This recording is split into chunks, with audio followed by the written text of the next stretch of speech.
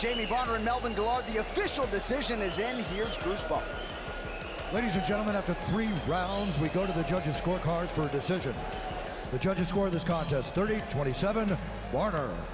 30-27, Gillard. And 30-27 for the winner by split decision, Jamie Varner. Wow, whoever scored that 30-27 for Gillard should not ever work a fight again. That's ridiculous.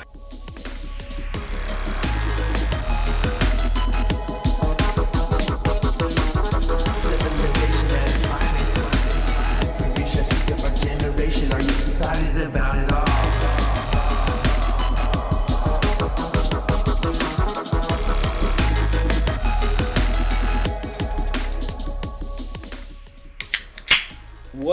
What up, everybody, and welcome to the Sound of Violence podcast. We're a podcast about MMA podcasts. I'm Pulver. I am here with Chris Madaffer, my co-host. What up, dog?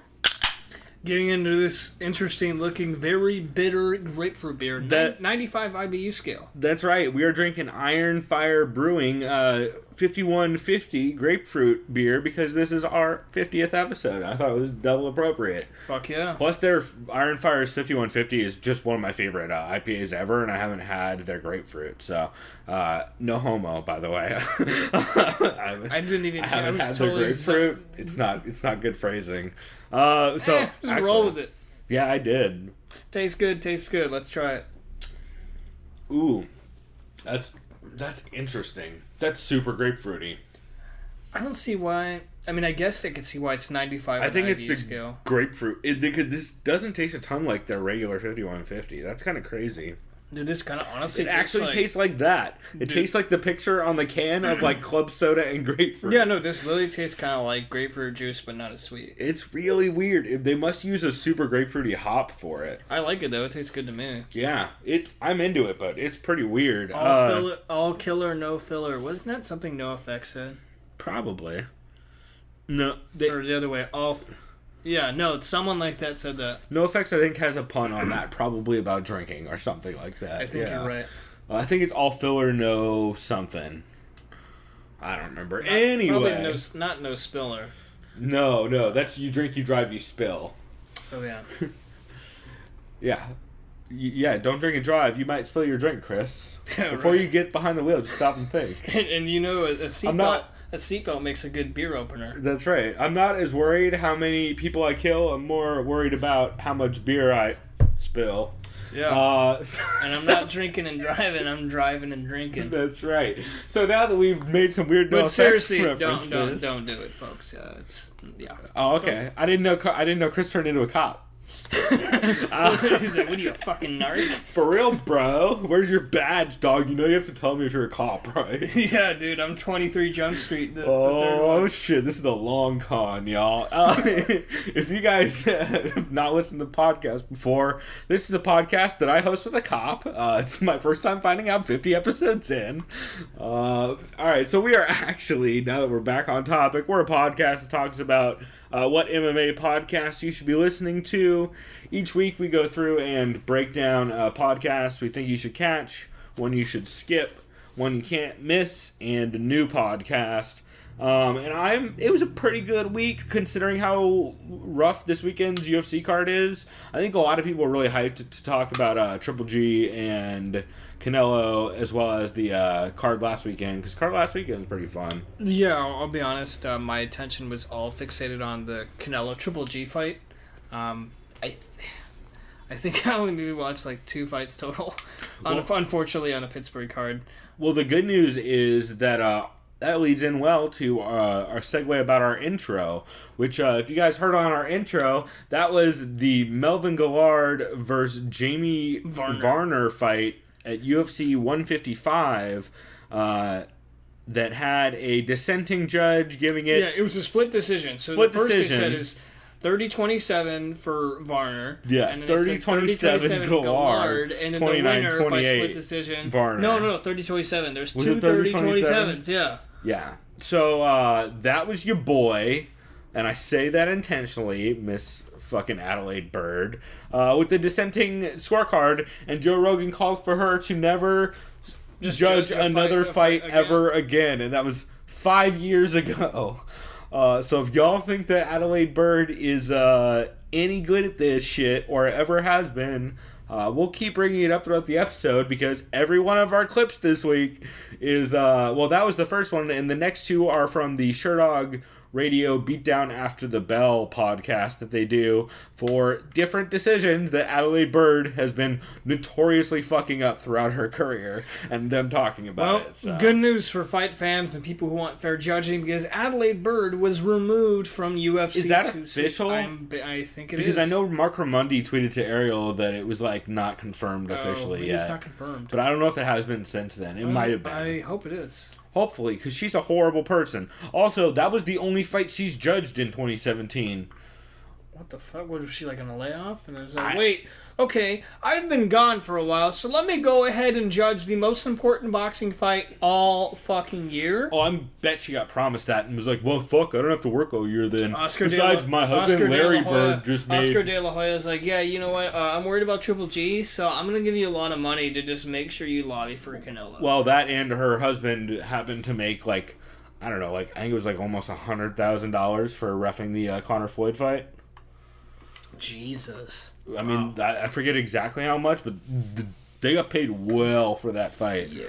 Especially the refs or the judges in that fight. Too? No, her husband was the ref. Oh, they're really... Oh, okay. Yeah. I didn't know that. Okay. Yeah. She's a fucking trash person. Also, it's rumored that Maybe that's why she's a judge, because her husband's a ref. 100%. Yeah. 100% Honey, that's you've why. been watching me ref, so you can go ahead and clearly judge. Yeah, she did an interview this week where she said, I watched people making bad decisions in boxing fight as a kid when my family was into boxing, even though none of us have ever boxed. So I thought, hey, I can do that. It's like, you said you can... you can have terrible judging. Anyway, enough shitting on Adelaide. Well, no, there's never enough shitting on Adelaide Byrd. But we will, all of our clips for this week are all going to be Sherdog Radio hosts talking about after events how fucking ridiculous she is. Unfortunately, they didn't do one for Beatdown After the Bell for the worst one of all time that she had, which was Nam Fan versus... I forget who, but it was literally the worst fucking decision that we've ever seen. So basically, Leonard Garcia, maybe? Someone got beat on against the cage the whole entire fight in a 3-round fight, and she got 30-27 for the person who got destroyed, right? We'll bring it up later when we actually talk about the fight, but it's upsetting how bad she is at judging, especially last year. Like, she's gotten progressively worse as she's gotten older. Also... rewatching the fight, she just stares at Canelo the entire time. Like you can see her, because she's front row in the background, and you can see her not ever looking Triple G's direction. It's so fucking weird. Like, she literally has her head craned to get him out of view the whole time. It's the weirdest shit. So we'll talk about that. Maybe, you know what? That'll be our artwork for this week, is Adelaide Byrd just completely craning her head to not look at Triple G. But anyway, we are way off topic, because dumb, incompetent judges will do that to you. I mean, we're on topic. We previewed the fight last week. You might as well just give our quick thoughts on why she fucked that fight up so much. I mean, she fucked that fight up because she's a blind moron. Like you said, we'll get into it later when we do the recap of the boxing match. It's definitely be a quicker recap, because we still got... For sure. Yeah. And I have some stuff I want to bring up about judging that I've been thinking about, too. So we'll talk about that. But why don't we get into our regular format for this first segment? So, Chris, why don't you jump us into the MMA podcast you recommend people catch this week? Catch this week is Heavy Hands. They started off right off the bat talking about Triple G versus Canelo. Connor Rebush is a very keen mind when it comes to just watching boxing fights and analyzing striking. It was a fun episode, too. Both Connor and Pat scored it 115-113 for Triple G, which is how I scored it. Yep. But both of them going in had Canelo winning, which is a very popular pick. Mm-hmm.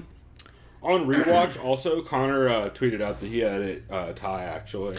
Yeah, because he did bring it up later in the podcast. And I can see how it's definitely a tie.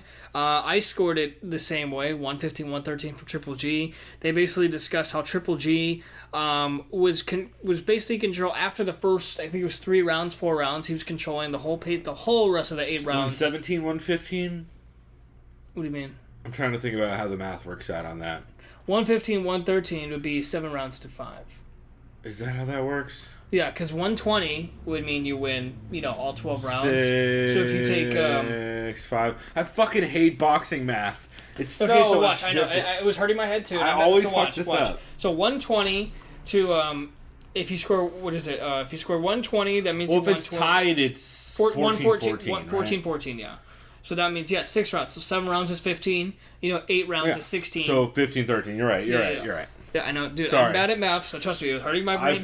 I always butcher that. Hey, shouts out to 5-round main cards rather than fucking 12 rounds. Either way, they're saying I think Triple G ended up outlanding Canelo overall, just by a little bit. But they were discussing how he was just dictating control the entire time. He kept Canelo against the ropes. Yep. Canelo's a very good counterpuncher, so Canelo was comfortable at first, in my opinion. When I saw him, he was kind of getting flustered towards the latter rounds. Yeah, but at the beginning, he was bombing to the body. And what they were saying too is, I think Triple G, the reason why he didn't win decisively, or if he would have won decisively if he would have committed to the body shots. And I agree, he was headhunting more.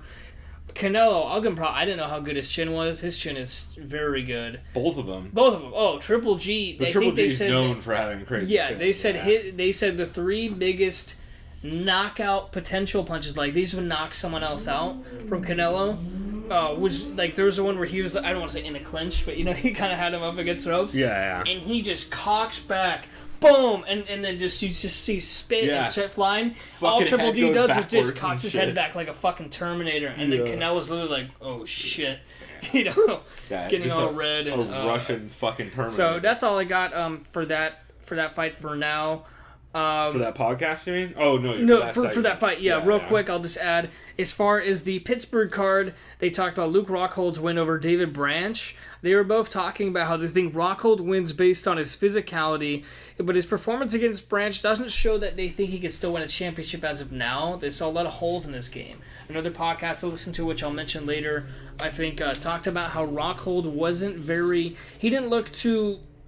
he didn't really look too well when trying to defend going backwards, backpedaling, or when he's backed up. And that was the early barrage you saw from Branch in the first round. He came out showing some smooth, crisp boxing. Rockhold banging on Rockhold early. Rockhold's still good in the clinch. He was kind of clinched up. How nervous were you watching that? Well, I wasn't watching it. Oh, that's right. So you knew it afterwards, right? Yeah. Okay. I saw I think it was you or a friend of mine texted me. Oh yeah, you asked me. Yeah. They said, "Oh shit, not looking good for Rockhold," and then you're like, I think maybe it's another friend, but he's like, I think another friend said, "Oh wait, never mind." The TKO Rockhold's got his back. I'm like, oh thank God. Yeah. Yeah. Fucking ridiculous. Also, you guys should know Chris fucking murdered everyone in our goddamn fantasy league. All 4 of my fights, all 4 of my fighters won.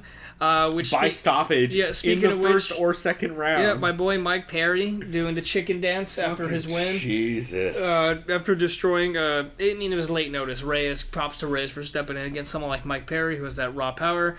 Gregor Gillespie, I'm glad I picked that guy up in fantasy. That guy looked as good as I thought he did last time. Great fight, too. Overall, the other guy was solid.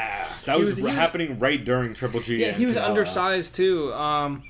But he has a skill. Looks like he has the skills to contend, kind of like a Frankie Edgar did, being undersized. Kamaru Usman, my other fighter, obliterated Sergio Moraes. And I saw someone said, I didn't get to see the clip. I wish I could find it, but he spoke in his native Nigerian tone. Oh, it's the scariest sounding shit of all time. I'll find it here in a second, but it's so terrifying. Yeah, that sounds intimidating as fuck.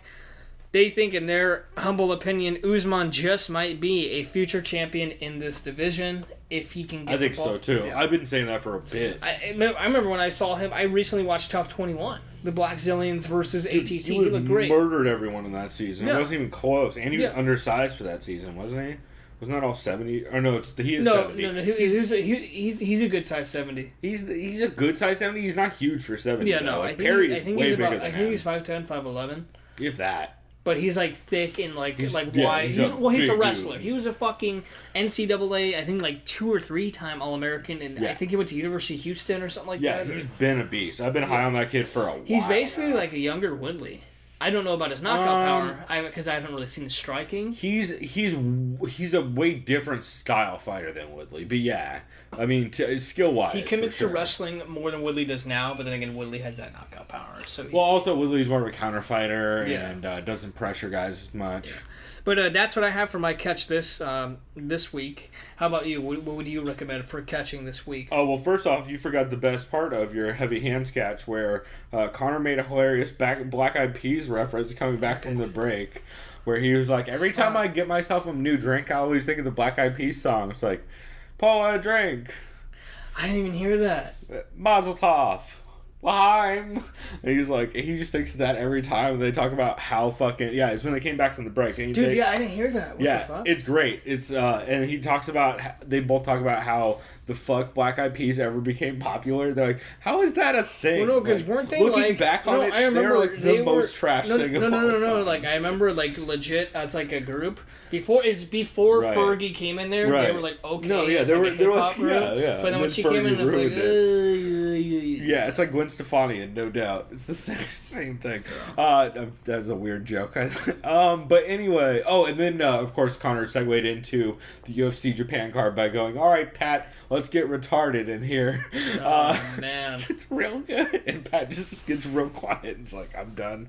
It's a good heavy hands bit with Connor being having some tongue in cheek fun. But I thought it was fucking hilarious. That was actually the one thing that stood out to me on that whole thing. So pretty good. So my catch for this week, now that we've talked about the Black Eyed Peas and Connor's super sincere love of them, is I had The Outsiders with Josh Gross and Jeff Sherwood, number 45. Jeff Sherwood talks about corruption in boxing and the NSAC. Essentially, he's like, I think he said something along the lines of, I quit, it made me want to quit boxing or quit watching boxing, just like the last boxing card that I watched 5 years before that. Remember when I the one I watched 10 before that? Remember I told him, I'm like, bro, I just watched Ward vs. Kovalev 1. Fuck boxing. Yeah. I remember it's because I said they gave Ward a unanimous decision, which was bullshit. So, but either way, I keep telling myself that, and after watching Canelo Triple G, the fact that they called it a draw is a saving grace. I am definitely okay with that decision. I still think Triple G should have won. Right. But a draw, if they would have said, once I heard 118, 110, like, corrupt, I started laughing. And I'm like, and this is what's coming. I knew what it was was Adelaide coming Byrd. next. Is I was expecting, and 115, 113, Canelo, and I was about to just throw something at the TV. Like, dude, if that would have happened, that would have been worse. That would have been a shit show if they gave him the win. Oh, that would have been chaos. Because remember, even when they interviewed Canelo, he was like, I thought I won the fight easily. All the Mexican fans, boo! Yeah. And he's just all like, dude, come on, bro. Like, if the Mexicans are booing at you, for real. Come on. Not what you want, for sure. And it's funny that Brendan Schaub, like a week before this happened, was like, fucking, if it goes to decision, I guarantee you Canelo doesn't lose. It's like, I guarantee it. And then when it happened, they did a Joe Rogan Fight Companion for that, which I actually is not on my list this week, but I'll shout it out, which is Joe Rogan, Jim Norton, and Eddie Bravo hanging out, getting real drunk and talking bullshit, mostly not about fights at all. But yeah, as soon as I saw Adelaide Byrd was on that card, fucking, I knew that shit was going to be garbage. Also shouts out to our intro. You know who one of the fucking judges who scored that right was? Cecil Peoples. She's doing worse than Cecil Peoples. It's a bad sign. Oh, we'll talk about it more later. Anyway, back to the show I thought you should catch this week. They talked to Sherwood, get real salty about how corrupt boxing is and how clearly someone was paid off and how she's friends with with Bob Bennett and what's his face, Oscar De La Hoya. Real dumb. You're gonna like what I have for my can't miss about Oscar De La Hoya coming up. No, I bet. Let's see. Jeff is gonna rewatch Tough One with his girlfriend because he just got her to start watching. He got her into what's the terrible fucking show he likes? It's like the CBS like hot tub show where everyone lives in a house. Big Brother? Yep, nailed it. Yeah. Nailed it. You know what I was talking about. Yeah. It's not CBS. Yeah, I know that because when I was a kid, my mom used to watch it when I was like Big Brother 1, I think 17 years ago. Right. Or some shit. Jeff Sherwood loves that show. Welcome to Big Brother. Yeah, Jeff Sherwood loves that show, and he got his girlfriend into it, and then once she was like, I'm into this. This is actually kind of good. He's like, great.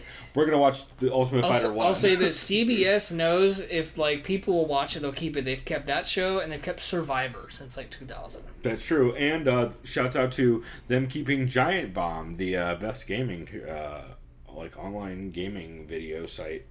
I guess they're not video. They're like a. I've heard of Giant Bomb. They review games and shit. Yeah, they're great. Yeah, they're fucking awesome. Shouts out to Jeff Gerstmann. So thanks to them for not being like IGN or GameSpot. Yeah, no, actually, go ahead and go watch the EA UFC 2 quick look that they did, where Jeff Gerstmann made himself in the game face, and because of Jeff Gerstmann's dimensions, oh my god, it's a fucking horror show. It's the scariest looking person. Remember when I made my guy again? I looked like a spray tan person.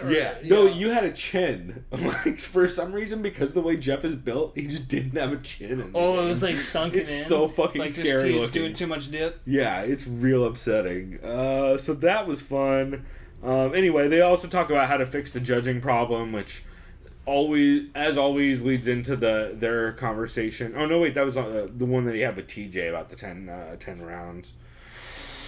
Let's see. Oh, they tell some fucking insane stories about this dude named Ron Nyquist. Nyquist? No, Nyquist, not Ryan Nyquist. Ron Nyquist. Not the same person. Ron Nyquist used to run a kickboxing promotion called, I believe, Golden Glory, way back in the day. Also was a big ecstasy dealer. Oh, cool. And so they went and hung out at a Golden Glory. Yeah, it was literally in Holland. In Amsterdam, actually. Of course, yeah. I was there. And I did a lot of ecstasy. I'll say it right now. So that's their life. Guess what? You have a lot in common with Jeff Sherwood and Eddie Bravo, who also did a lot of ecstasy at clubs in Amsterdam. What's his face? Josh Gross didn't, because he said he's a square. I told people before, if you're in Amsterdam or in Europe, don't ever have ecstasy if you want. Just don't ever have a Desperado. The worst alcoholic drink I've ever had in my life. Yeah. I'd rather have... what was that one... Remember that one time you and Trevor... You'd rather have the blue lemonade juice I have in the fridge? No. It was that shit called Porn Star Shot. Oh, yeah, that was bad. Yeah, dude. I remember I had 2 of those, and you're like, dude... And I didn't even, flinch. I think I was desensitized. You're like, how are you alive? Bad. I'm like, I don't know. Yeah, they taste like garbage. And then I think I had a hangover of death the next day. For sure. They taste like cotton candy. They taste like stripper death. Let's see. Oh, then that segues into... But yeah, some great stories from Jeff about hanging out in weird clubs with Josh Gross and Eddie Bravo in Amsterdam. And, they talk about the red light district and, everyone doing a bunch of drugs. Jeff talks about how he asked for a rum and Coke, and they brought him a bottle of rum and a 2-liter of Coke. Wait, in Amsterdam? Yeah, whatever club they were at. Oh, man. It's fucking hilarious. It's thanks, I'll do it myself. Yeah, and he literally the guy they were with was, giving out, just fucking handfuls of ecstasy to everybody. And cut to that dude being dead since 2010 because he got murdered by one of his partners after he got attempted to be murdered and then went to jail for assaulting them. It's a fucking insane story. But a really cool episode. Jeff talks about his love of K1 and how underrated it was. And then he just tells some more Uber stories, talks about seeing a hooker fight, and he talks about his love of Spicy Mike, which is what Josh Gross keeps calling Sailor Jerry's because he can't remember the name of it. He keeps going what's that fucking spice rum? Wait, what was he confusing Sailor Jerry with? He calls it Spicy Mike because he can't ever remember the name of it. Spicy Mike? Yeah, he's like, what's that fucking Spicy Mike drink you like? It's like, Sailor Jerry? He's like, yeah. So now Jeff keeps calling it Spicy Mike, which I'm super into. I think that's great. But yeah, just a great episode. I believe their Patreon's $3 a month. Okay. And it's super worth it. I absolutely recommend subbing. And at least if you're not going to stay sub to it on Patreon, just sub and grab the 20 or the 45 episodes that are there and just listen to those and sub again later when you want more. But absolutely recommend it. They're very fucking cool and just a good fucking episode. So why don't you go into your skip for this week? Yeah, for me it was Believe You Me, because I'm with you. I almost had Believe You Me, but I was like, I need to stop using Believe You Me for my skip every week. I feel bad, but they just kept talking about acting. I liked it. I was entertained, but it's like I want to listen to MMA stuff. Yeah. Also, Lewis opens by acting like a jealous girlfriend over Bisping, saying that he might retire on Ariel's show and not on theirs. Oh, that's right. He literally is the first thing he says when we get on mic. It's like, so I heard on Ariel's show you said you were gonna retire. Jesus, bro. And let's talk about that for a second, since I don't want to talk about them talking about acting. So, you don't want to talk about the hot porn star type who likes Mike Perry? Well, let's put Louis Gomez on blast. Like, I mean, I get it. Just like, don't get me wrong. person. We've said some dumb shit too, but like he just says it with zero hesitation. No, or irony, or like anything. I'll never say some misogynistic shit like that. Like, I for sure will, but I'll probably be joking. Maybe. Yeah, no, I won't say like I'm saying. I'll make like a shit ass joke, but like this dude was just like no hesitation. I'm not gonna be like, oh, like, God bro, damn. we have this porn star looking producer who's like jerking it to fucking Mike Perry. I don't know why I turned him into you kind of sounded like Bill you Burr. kind of sounded like Arnold Schwarzenegger. I was gonna say like, that or Mike Perry. Bill Burr with Down syndrome, yeah, something like that. Jesus. But I take his Xanax. Yeah, for sure. Yeah, no, he's an asshole. Michael Bisping was talking about he doesn't like acting. I mean, he doesn't mind acting, but it's nervous when 50 people are looking at him. He has 3 film projects next year lined up. It was like XXX4, which should never happen. And which might come up later in the episode. Yeah, which might be our commentary next week. All right, go ahead and say it. Yeah, we are going to XXX Return of Xander Cage. That's right. Going back to the Xander zone. He's back, and now with 50% less ice. Oh, yeah. That could be meth. That could be cube. You don't know. It could be either one. Yeah, so the last time you saw him, he didn't look like he was 45. Yeah, unfortunately. Yeah. And, of course, Samuel Jackson. And the reason why we're doing this is because when I saw the trailer, he said, kick some ass, get the girl, and look dope while doing it. That's right. And that sold me on trash movie. Yeah, also Bisping is the other reason we're doing it. Because fucking, I can't wait to see how they only shoot him from one side the whole time.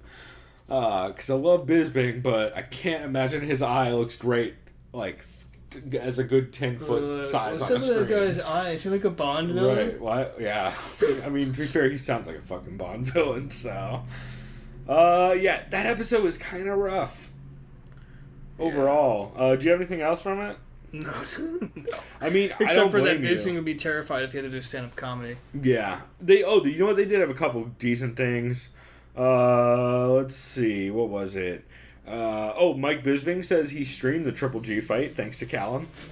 Bisping says that Callum has been giving Bisping shit about not fighting the number 1 contender. He's like, you can't retire. You have to fight the number 1 contender. Which is hilarious. Because Callum is fucking... He's a funny dude. I don't know if you talked to him on Reddit. I talked to him on the UG back when he was on there, and he's a... No, I've seen him post. Yeah, I've never messaged him or anything.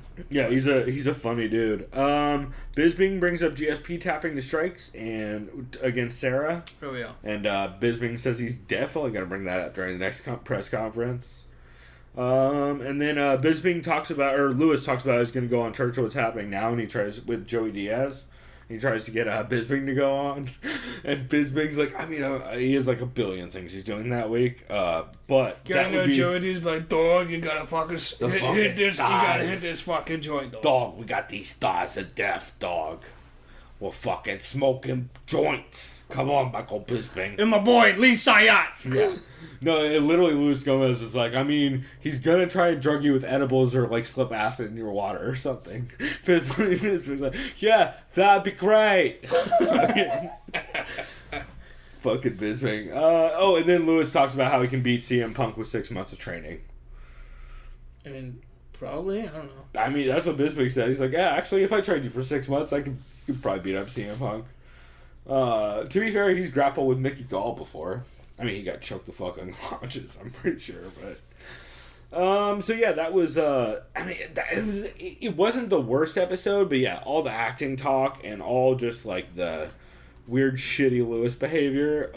Almost had it as my skip as well. I actually barely avoided it on my skip list, mainly because I for rarely, and this is one of the only times you'll ever hear this, I have the MMA Vivisection on my skip for this week, which is the specifically not the Bellator one, that one's pretty good, but the MMA Vivisection for UFC Fight Night St. Preux versus Okami. They talk a little bit about how they dislike the card that's coming up this weekend. If you guys don't know, the Vivisection is Conor Rebush and Zane Simon of Bloody Elbow just talking about the fights and how they think they're going to go down. Just kind of comparing matchups and whatnot. They start talking about the first 2 fights, and then Zane loses power about 10 minutes in. So this episode consists of around 6 minutes of intro, around 6 minutes of breakdowns, and around 6 minutes of silence. And then just tweets about how the fucking power died, and sorry guys. So I would recommend skipping it. It's not worth it. However, you can go look at the Bellator 183 MMA Vivisection that Zane recorded, where he is at a fucking Starbucks because the power is still out. And it sucks, but you can't really blame the dude. I mean, if the fucking power goes out, what are you going to do kind of thing?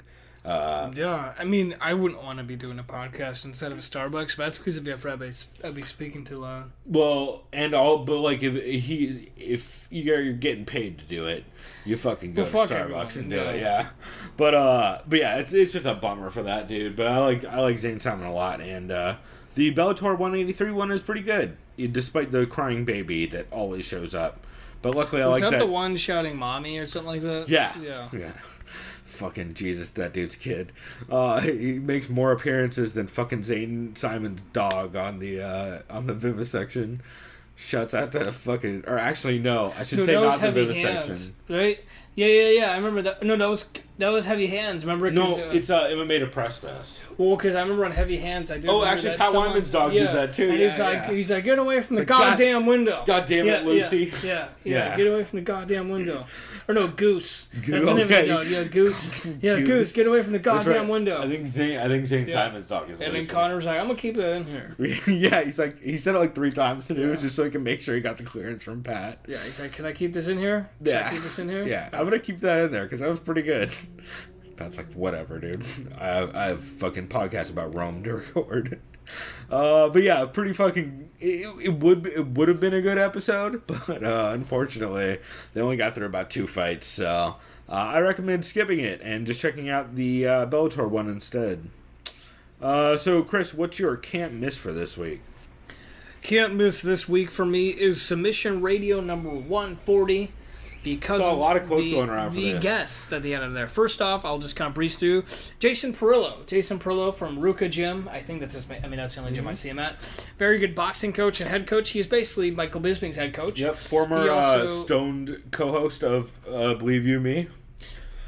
Oh, is he always like high on that? No, but him and Liz Gomez were getting really high during an episode they did recently, and Michael Bisping. Oh, you're talking about there's a bunch of people in the room all at once, right? Yeah, and Bisping keeps getting all mad. Like, stop talking about weed. I think that was last week. Yeah.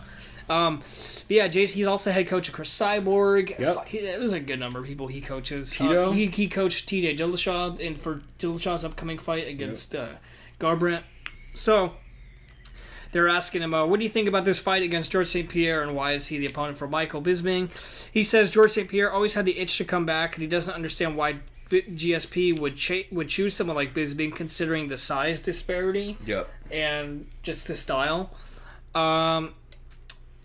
He was saying you can't knock Bisping for taking this fight because he'll probably be considered the underdog, which is crazy.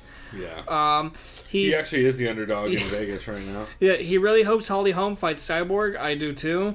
He says Holly's going to be biting off more than she can chew. He's talking about her style. She's a great boxer, but she puts all her weight in her left kick, which is something he thinks Cyborg could predict and probably take her to the ground. I would not be surprised, and Cyborg can probably just bum rush her ass. Like Cyborg he says so Cyborg spars with men and can take a lot of punishment. She spars with Tito. Yeah. Oh, that's who else is in the camp. Duh. Yeah. Betch Kahea fight against Holly Holm wasn't impressive because Betch is a person who had been taking fitness classes. And who got knocked out by Ronda Rousey in the face. He said, I should say the back of the face. Speaking of which, Edmund Tervidian Targaryen, I don't know how to I just call him Edmund. Edmund is... it's Edmund Targaryen. Yeah, it's Game of Thrones. Yeah, no, the co-main event reference, of course. The Red King Edmund Targaryens. Is that what they call him? Yeah. Oh, God. So He's good. not worthy of being a Targaryen. Edmund is irresponsible for putting Cyborg's name in his mouth. I agree. He is a money-chasing asshole, and he should not be a coach. Yep. Connor Rebush was on there. He talked about... really? Yeah, he talked check about this episode Canelo out. versus I love Triple Connor. G. Everything Connor's my favorite. He said, my second time around, I thought it was a draw. The first time around, thought Triple G won. Yeah. Like we said, he said there's 7 potential swing rounds. And he tweeted out a very, very good breakdown that I really enjoyed of just how he scored it on the rewatch. He said if Adelaide Byrd, who is in the intro clip and we just mentioned earlier in this podcast, keep mentioning, if Adelaide Byrd is an example of how there's a usually incompetence from a judge, she is that. She is the epitome of that. And Dennis and Casper from Submission were like, well, there is an Adelaide here in Australia, and we're all embarrassed that we share the same name as her. That city. That's funny. That's great. Yeah, there is, huh? Yeah, I think it's... about that. I don't know if it's in what province. I know Melbourne, where they're from, is in Victoria. I can't remember It's the province is. pronounced Melbourne. Melbourne, mate. Melbourne. Adelaide Byrd is a terrible judge. It really embarrassed that she has the same name as one of our cities, you know? Beer. Yeah. A cold one. No, it's not beer, it's a coldie. Give me a fucking coldie. That's right. Anyways, he was talking about Triple G, looked rejuvenated, had great cardio. Don't eat the kangaroo meat. You'll test positive for Tyrannobol. Oh, and someone did mention that. Who the fuck was Frank it? Beer. Oh, no, it's another guest I'll mention, though. He mentioned a different type of meat in Australia. They talked about Triple G having great cardio. I did notice that. He had fantastic cardio. He did not look wounded. That's why I think that dude's cardio is the I best. kind of want to favor him in the rematch, Dog. but I kind of want to favor Canelo though too because he's a more technical fight. Big Bear is I legit. think it's gonna look the same. Dude, Big Bear is legit. That's where he does all his. Either way, training they said this fight was perfect because they were made to fight. They're like made for each other. So it was literally like a Rocky movie. They expose each other's weaknesses. Really great fight. It's probably gonna have a trilogy at some point. Then he talked about Luke Rockhold. Connor was saying Luke Rockhold can't defend himself well going backwards. He mentioned on heavy hands. Yep. He says Whitaker is absolutely the best middleweight right now because he's the most technical and striking, has great takedown defense. Has been since the Colton Smith win in like the fucking Tough Smashes finale or whatever that was. See, because like originally it blows my mind that he got knocked the fuck out by Wonder Boy, but then again when you cut weight and go down weight, you lose a lot of your energy. It drains you. No, it's Uriah Hall. What am I thinking? Didn't he fight Uriah Hall and fuck Uriah Hall up? He fucked Uriah Hall, but Wonder Boy knocked him the fuck out. Yeah, but that was like real. But that's what I'm saying, especially when he was making that cut, it's worse on your body. More wear and tear. Yeah, he looks so much better. And the reason why this is a can't miss is good old Don Fry was on the podcast. God damn it, Don Fry. Yeah. He was talking about his personal life, about taters. his divorce and wanting to become a teacher still. He's going back to school. He was saying Connor needs a return to the UFC because the UFC needs him. Yes, please. Don't go back to boxing. I want to see you defend your belt and fight. That's adorable, Chris, that you think he would ever defend the belt. No. Well, that's why I said, hence, I want him to see. Yeah. I'm not saying he's not going to. No. I just want him to. I mean, unless he can get the Nate fight at 155, which I want so bad just so Nate can get a belt.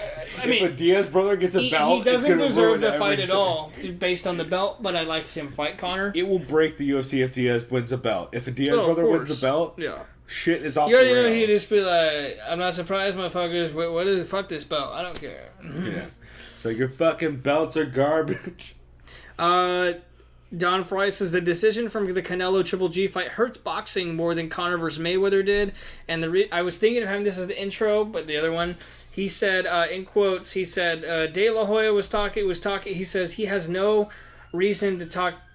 Amber Lamp's like a motherfucker. Anyway, what were you saying?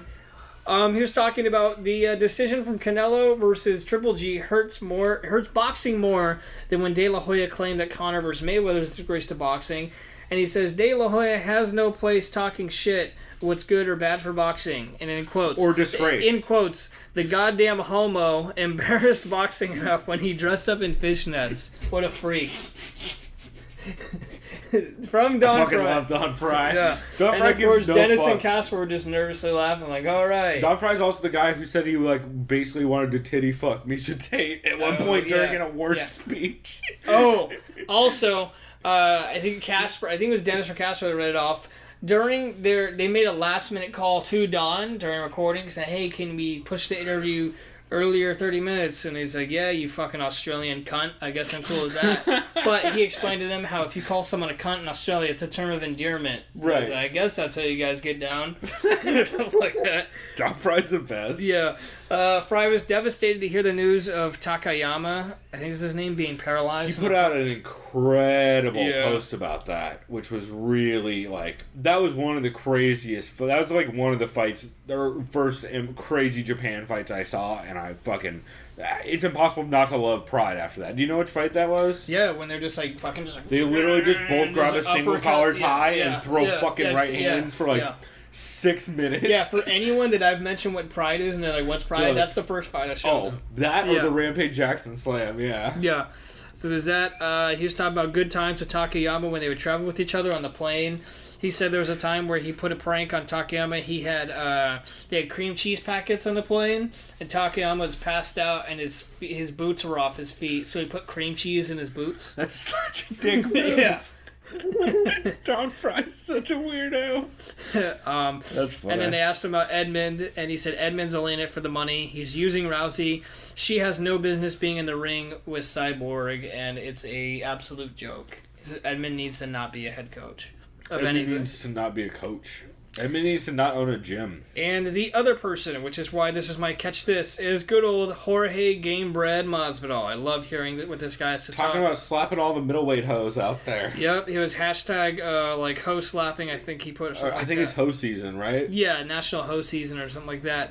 He says he still doesn't. He says he's in Florida, South Florida, so his power keeps going on and off. And he felt dumb this week because he bought a bunch of groceries, which now just went bad. Fuck. Yeah. And he can't get fat because he's in camp. Yeah, and he says what sucks is his mango tree got uprooted, and he was really bummed out about that because he'll give him like 160 mangoes a year. What? So now he doesn't have any more mangoes. That's so many mangoes. Yeah, he's gonna get a lot. Dog. Yeah. How? Oh God, we probably had the right temperature out for mangoes. Yeah. He said, fucking indoor mango tree, dog. He was very disappointed in a close decision loss to Maya, but he knows he needs to work on defending against the back. He knows why he lost. Yeah. He says he can't end his career without facing Maya again. He says he has to beat him.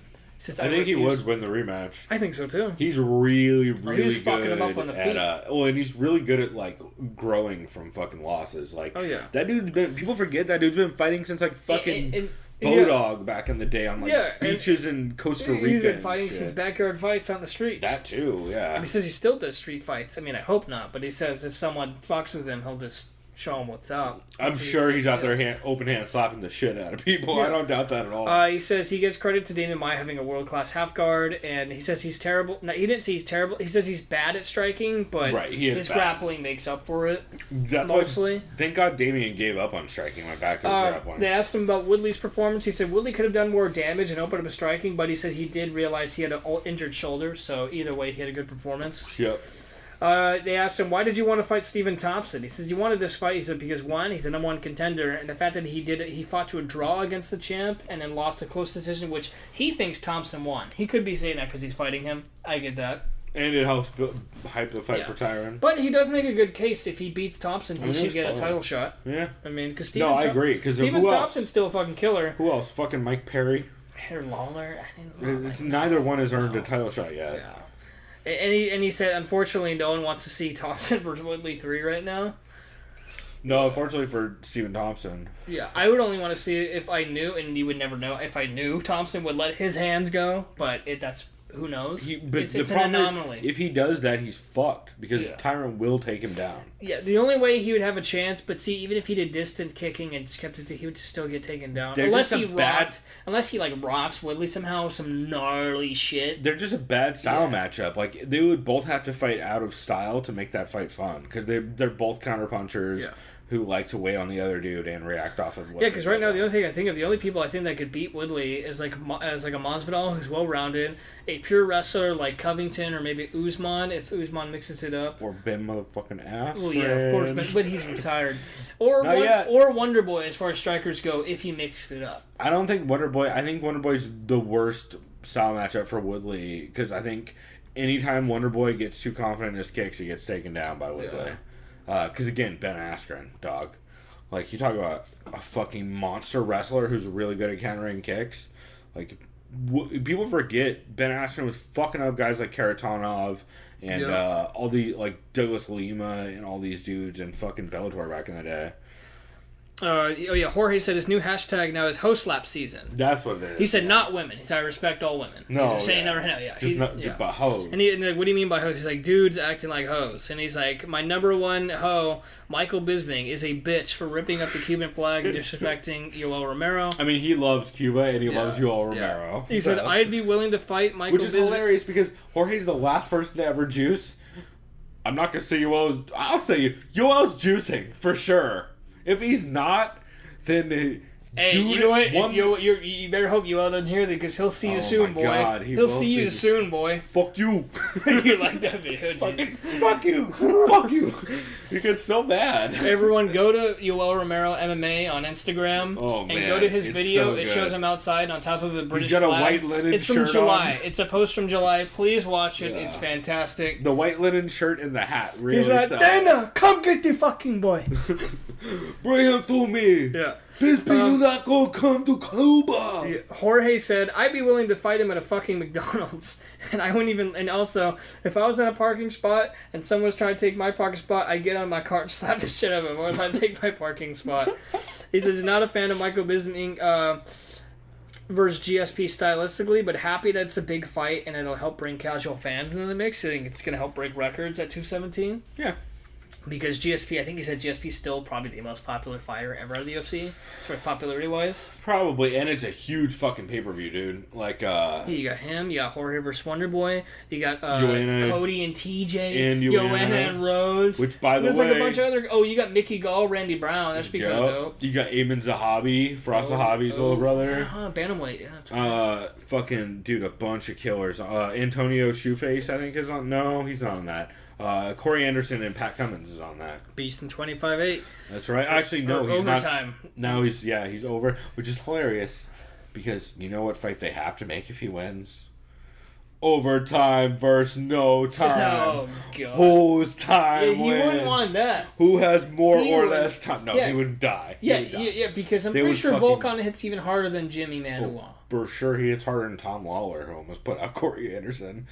That was the fight. Tom Lawler got robbed. We watched that. That was, to be fair, not robbed. It was a close decision. It was close. We scored it for Lawler. Well, I also love Lawler, and I had him in whatever. Oh, that's when Lawler was in his faux McGregor look. That was hilarious. Yep. Yeah, where he had the fake chest tattoo. Yeah, the hair. Yeah. So good. Anyways, Masvidal was saying, Bisping is easily the easiest fight in the UFC. He said, I don't give a fuck. I'll go to middleweight, whoop his ass. Dude, because I think Masvidal is just a better version of what Bisping does. Like, they have very similar styles, but Masvidal has the output, and Masvidal has the wrestling, I think, to beat him most times. I'll speed this up real quick so you can get to your catch. Sorry, didn't it's all good. This is great. Go through. He says he wants GSP to come back to welterweight so he can kick his ass.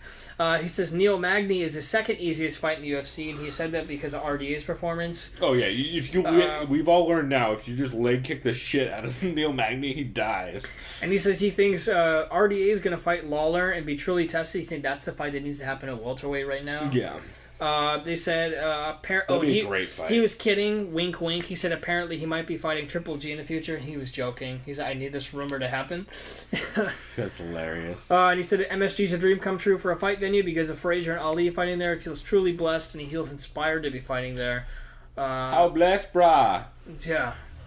Holloway style blessed. Oh yeah. Jorge bless Masvidal. All right. Yeah, it is what it is. At the end of the day, Max bless Holloway. At the end of the day. Yeah. So that's all I had that for my catch this. It's Don Fry and Jorge make that. I think they had one more guest after that too. I don't even remember who the fuck it was. But it was great. Yeah, Casper and Dennis like killed it this episode. week. Had great answers, great questions. I enjoyed it a lot. That's awesome, man. Yeah, that sounds fantastic. My can't miss for this week is Jordan motherfucking Breen and the Jordan Breen Show. The name of the episode is, of course, Byrd Brain. Byrd spelled B-Y-R-D. Because Jordan Breen knows what's up. Breen is sick and his internet has been out since Friday, from Friday to Wednesday, which, by the way, if you guys follow me on Twitter, @thepulver, I actually tweeted them on, I think, Friday. Actually, if you go to our Twitter, TSOV Pod, it also has it on there. I tweeted them, I think, on Friday or Thursday, saying, like, oh, I'm so tired of waiting, or I'm so hyped for Collapsed Fan MMA, which is their look back one they're going to be doing for the Tough One finale. It's like, I'm so hyped for that, and they just keep delaying this show that I'm just gonna watch this card anyway. And then they tweeted me back being like, don't worry, we're recording Monday. Fucking, it will be Ultimate.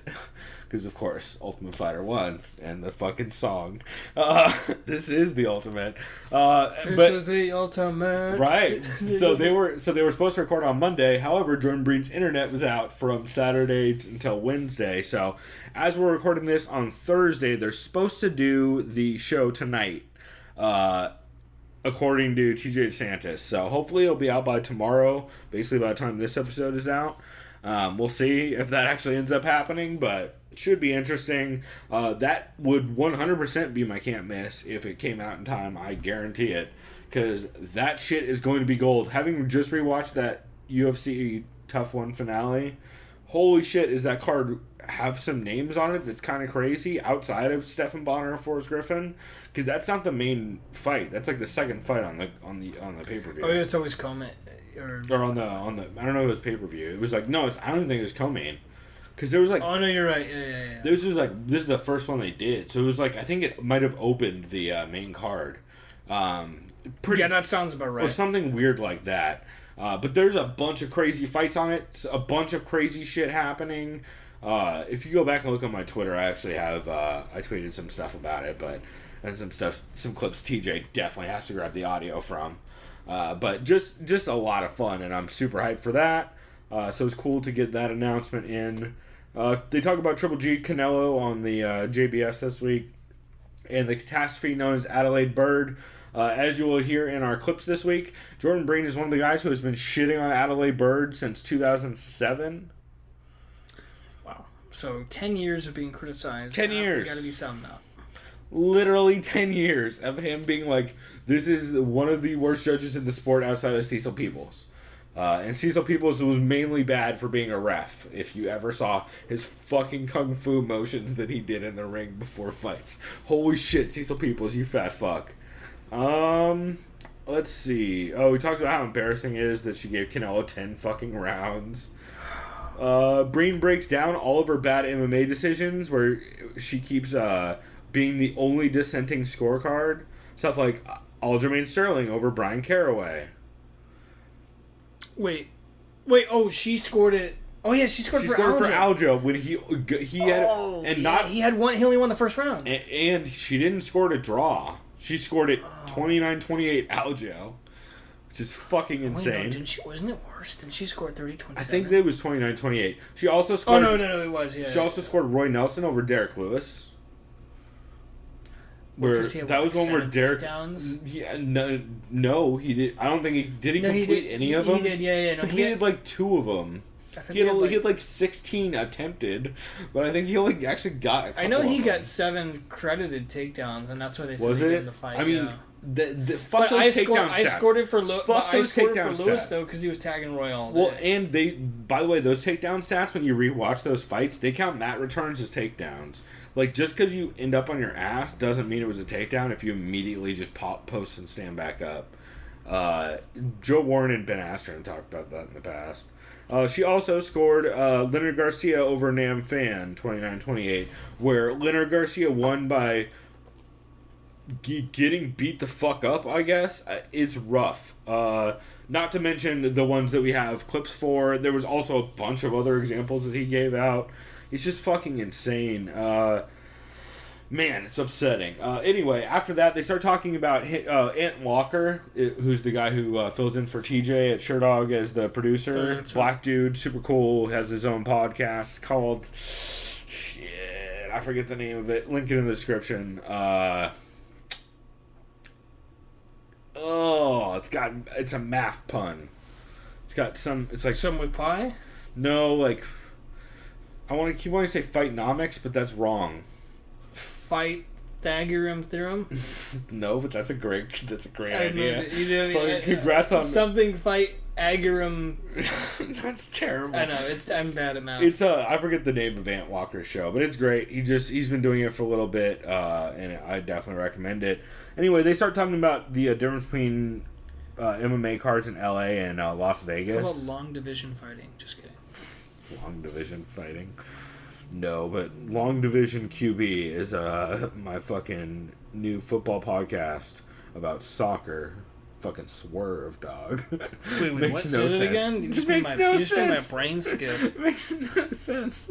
I fucking swerved at the last minute on something that made no sense. Anyway, right, so yeah, they talk about the difference between fight cards in LA and Vegas, where like LA doesn't really have the infrastructure of like hotels near venues and all that shit that's necessary. Plus, too much shit happens in LA every day, and like people aren't really big at going to events in LA. Shouts out to every football team there right now. Not the Chargers. No, that's what I mean. Is how many people go to Chargers games? Oh, sorry. See, my brain is fucked up. All I heard was shouts out to football teams in LA. Yeah. I think logically, the LA Galaxy. /S, Chris. /S. Yeah, right. Yeah, /S for real. Super sarcastic. Let's see. Oh, also, Breen talks about how the Korean Zombie is a cult hero. He calls him the Rocky Horror Picture Show of MMA. Just a great fucking line. Just about how, like, back in the day, after the Korean Zombie fight with, oh, fuck, I can't remember who it is now. Aldo? Before that. Was it the Aldo one? I think it was the Aldo one. The Aldo ones where they broke part of his collarbone or something in his fucking show. No, it was the crazy fucking one where everyone fell in love with him. Maybe, probably Ricardo Lamas? That's what I was thinking. I think it's Ricardo Lamas. Anyway, it's the one where everyone walked out of the venue with fucking giant Tricosta, the classic pink and blue Korean Zombie shirt that everyone had back in the day. Like, if you go to an MMA event, you'll see one of those Tricosta shirts, which evidently fucking Korean Zombie never saw any money from, which is a bummer, before that company went in the shitter. But, pretty cool. Also, Jordan Breen makes a fucked up reference that was fucking hilarious. He's like, all these black dudes at the event when I was there kept yelling, like, yo, let's go, I need to go get one of them Chinks shirts. And Jordan Breen's like, that is so offensive on so many levels I don't know where to start. First off, not Chinese. We can start there. It's just like, it's very fucking... What the fuck? It fucking breaks Ant Walker, who of course is a black dude. He fucking dies laughing. He's like, that is clearly a person I know. Jordan Breen says that he's a vegan now for 8 months. I don't know how I missed that, but evidently he's vegan. Right. And then someone asked him, someone tweeted that out, basically, that exact line, like, what the fuck, when's Jordan Breen vegan? And Jordan Breen just tweets back, like, we should love animals. Whatever, bro. Sure. Be a giant Canadian hippie about everything. Jordan Breen, I love you. They break down the amount of significant strikes Roy Nelson absorbed in the UFC before he was knocked out. Ooh. Oh, and what was the name of that organization? It was like a kickboxing thing, like RF1 or something 1. K1? It wasn't K1. I can't remember what it's called. I don't know. Yeah. I just remember when I was watching Tough when he was the heavyweights with Kimbo. They're like, oh yeah, Dana was hyped. Like, Roy Nelson, he's probably the favorite this season. He was like a champion. And yeah, I can't remember what the organization's called. You talking about fucking IFL?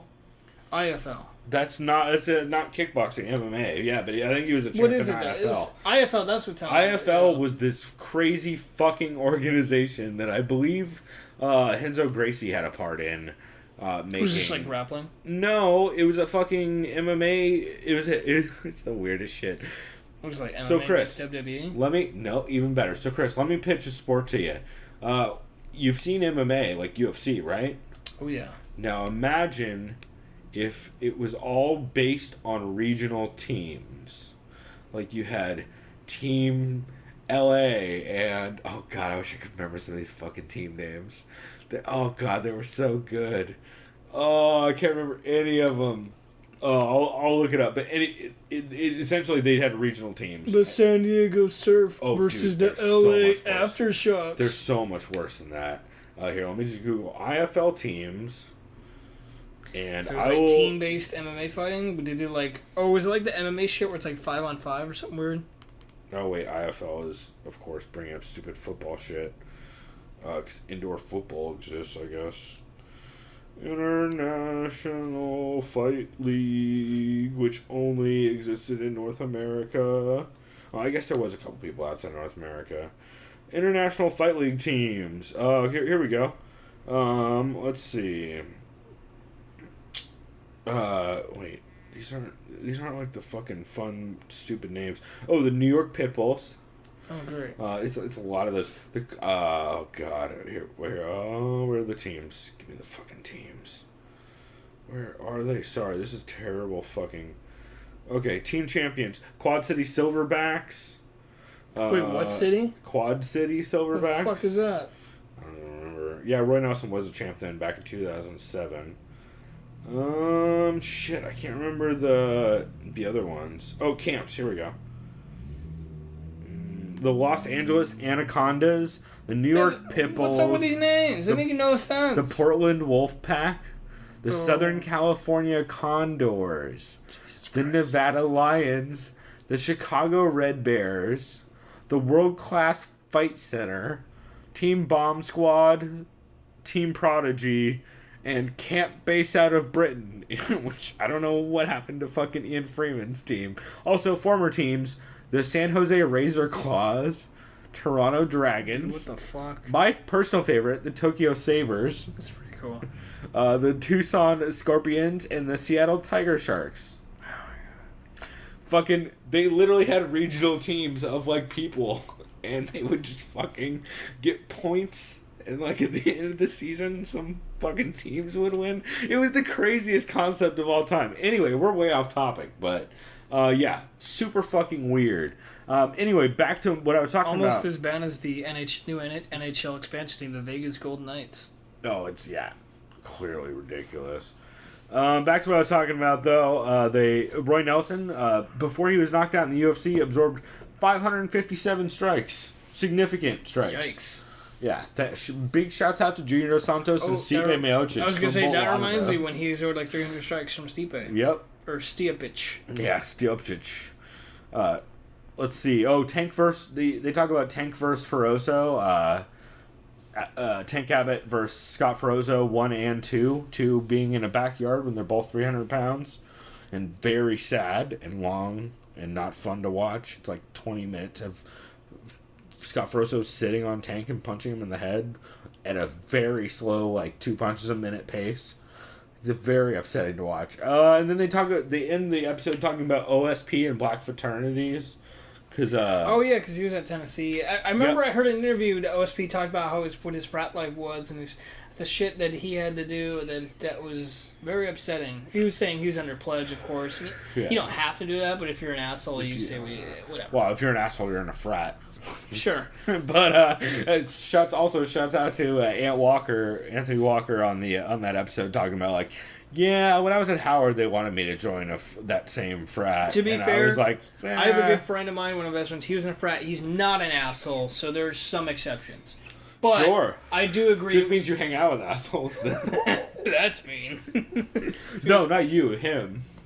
Well, you just told me that means you hang out with assholes. That means he hangs out with assholes. Oh. I mean, if you're in a frat, then you hang out with assholes. Well, no, I should say this. There's assholes around it. Yeah. Yeah. I mean, yeah. Yeah. No, I met some of his frat bros. They're dicks.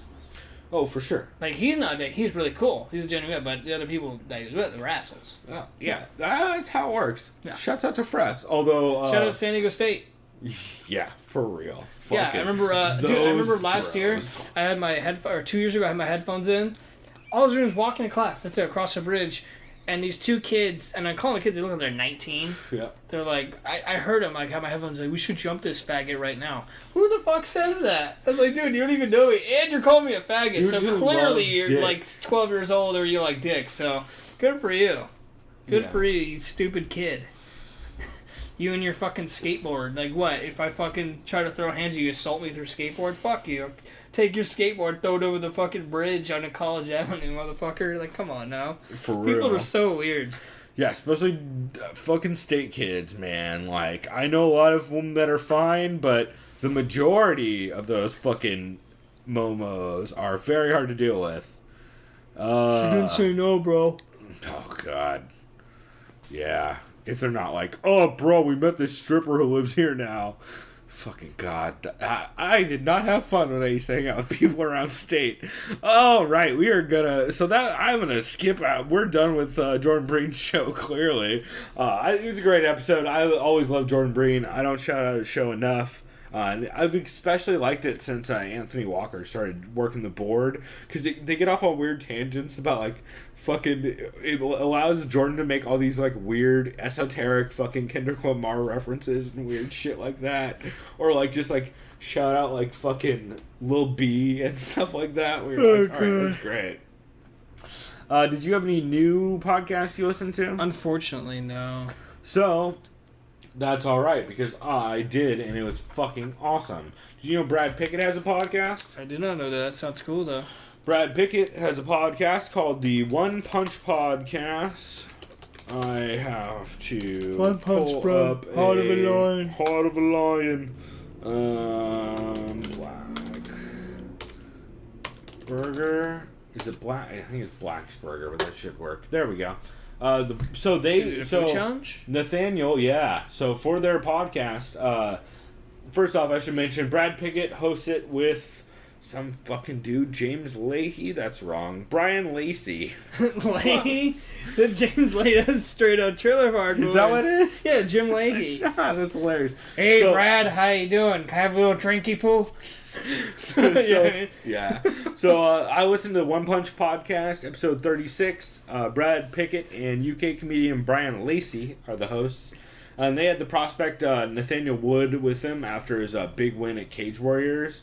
And they also had his dad along with them. They were recording on location at Black's Burgers to take on the Black's Burger Challenge, which is Black's Burgers sponsors. Where's this again? Because I just fucking forgot fucking where you said Epsom or something in the middle of fucking Britain land. Right, England. I don't know. Yeah, it's there somewhere in that island. Yeah, they're in their 4 countries. Well, wherever don't Epsom call is. Scotland a country because they'll stab you. Wherever Epsom is, I have no fucking idea. I'm assuming it's in England. It's definitely in England because everyone's British as fuck in this Or episode, English as Chris. fuck. Yeah, whatever you want to call it. Yeah. You know what I mean. Both.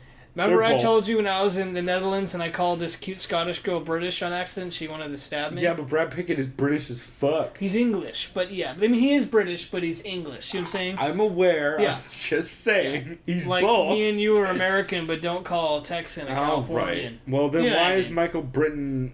Michael Britton. Michael Britton. God damn it. Yeah, why is his name Michael Britton then, Chris? Jesus, I'm an idiot. Anyway, so yeah, God damn it. Nathaniel Wood is with them from Cage Warriors, who's coming off his big win at Cage Warriors, I believe 63? 68, I think. Just had a crazy one-round war. That's the European... Yeah, Cage Warriors is the one that I think that's Connor. fought in Yeah, back he in won the day. 2 belts and never defended those either. That was cool. Oh, Yeah. 86. Cage Warriors 86, where he fought against Josh Reed in this insane one-round war. Brad Pickett is one of his trainers nowadays. And it was just cool hearing him talk about the fight. And, like, Brad Pickett said he got up to go rescue Nathaniel Wood, who was, like, he thought he was done. And then by the time he got up and got to the cage door, he had won by knockout. It's like one of those crazy fucking fights. If you've probably actually seen the clip go around Reddit and stuff this week. It's a fucking crazy war. But so they go there. They go to this place called Black's Burgers, where they're going to take on the Black's Burgers Challenge. Also, I wrote down that they are the 3 most English-sounding people on the fucking planet. So many vowels are happening the entire podcast. Let's see. So the Black's Burgers Challenge is 9 patties with cheese, 18 slices of bacon, 3 buns, large fries, and a milkshake. And let me guess, you only have 45 minutes. 20. That's impossible. They don't finish it. I'll spoil it right now. Dude, I just saw, Fat Sal's? Yeah. Yeah, they have one. It's a 27-inch sandwich, weighs 10 pounds. You have fucking 45 minutes. Yeah. Fuck off. So you see what we're looking at right now? Those 3 right there, that's 1. Wait, what? Those 3 patties. Those three big clumps stacks, of fucking mess. Yeah, that's one. That's dumb. Yeah. Yeah, look. Because it's Like, 3 he's like, triple cheeseburgers. He's like, you fucking what? Yeah, look at these. They're fucking ridiculous. They're like That's probably dumb. a foot high. 20 minutes, fuck off. Yeah. No, they die trying to do it. It's, 20 minutes, I'll get through maybe a quarter. I don't know. I mean, I've never done a food challenge. I have no idea. Yeah, they said in like the 60 people. I just feel like you'd have to just drink a fuckload of water a day before and just not eat, right? Expand your stomach. That's why I hear how they do it. I mean, I've never. You know what I mean, though? Because apparently, if you just drink a shitload of water, like 24-hour preparation. Or be Asian. I heard that works. Or Joey Chestnut. Oh yeah, Chestnut. Or be like 6'5" and be Joey Chestnut. That's and be right. Huge. The only funny bit that that one fucking comedian ever did was the Joey Chestnut bit on Loveline. I forget who it was though. Nam Fan? Nope, that's a fighter. Dat Fan? Dat Fan. Dat motherfucker. Yeah. Dat Fan is an unfunny comic who steals jokes, but he does a very funny racist Asian accent when talking to Joey Chestnut as what's his face? Kobayashi. So they go through this. Unfortunately and luckily, they don't actually play the audio of them eating the food on the podcast. They put it on their YouTube channel. Did they have to finish the fries and the shake too? Yeah. Oh no. The Dude, give them, shake is the hard part. They said. No. Give them give them an hour and a half. Is none that of fair? them finish any of it. No, is that fair? An hour and a half to finish all that. Maybe. It depends on how much weed they get to smoke. But they're in England, so probably not a lot. And it's probably not good dude, if they do. In England, you have like just a fucking thing of weed to go to prison or something ridiculous. Probably. I swear to God, like I saw a they're video. a goddamn prison state. Oh no, wait, that's the other one. Well, mate, you clearly have cannabis in the backseat of your motorcycle, so now you're going to jail for 6 months. How does that feel? The devil's lettuce. Yeah, super ridiculous. Oh, also, the fucking dude Nathaniel Woods' dad, who he said like got him into BJJ and boxing and stuff like that. Dude has a fucking mohawk and a tattoo on the side of his head. So no wonder Nathaniel Wood fights for a living, because holy shit, his dad looks terrifying and real crazy. They start struggling about halfway through, as you can see here, Chris, where they start fucking looking like they're gonna die. And I'm gonna go ahead and spoiler alert: Nathaniel, none of them finish it, but Nathaniel takes it by a close decision. But overall, it's a great show. I really like it. Brad Pickett's funny. It's funny. The guests he has on are cool. The co-host is a kind of campy UK comedian, but he's not bad. He's better than Luis Gomez. That's hilarious, the disparity between their guts and his. Oh, he said, yeah, he's like, the fat guy who's their friend is like, oh yeah, see, this is what happens after the burger. First you look like that, then you look like Brad Pickett, and then you look like me. Because they're all fucking, dude's fat. But yeah, just a fun fucking episode. I really enjoyed their show a lot. I'm kind of surprised. I wasn't... Yeah, I'll be sure to check it out. But yeah, dude, that shake looked like it fucked me up. Dude, yeah, the shake is brutal. Yeah, but that's what I wanted to cover for the new episode. And actually, next week for our new episode, I just found out that Patty Houlihan has a podcast called... Patches of Houlihan? Yeah, Patty Houlihan. I'm kidding, because dodgeball. I know. Patty Houlihan has a podcast called No Shame. Which, because he talked about when Brendan Schaub was out there, he said he hung out with Patty and he wanted to start a podcast. So cool. I think he's about 3 episodes in right now. It's called No Shame. So that'll be pretty dope. And I'm going to cover that on our skip for next... Not our skip. God damn it. I'm such an asshole. I'm going to cover it on our new episode for next week. Fuck it, guys. It's a skip. Yeah. Fuck it. He's Irish. But overall, yeah. Pretty cool. So it was our new segment, FTP. Fuck this podcast. Right. Shouts out to Bisping and Luis Gomez.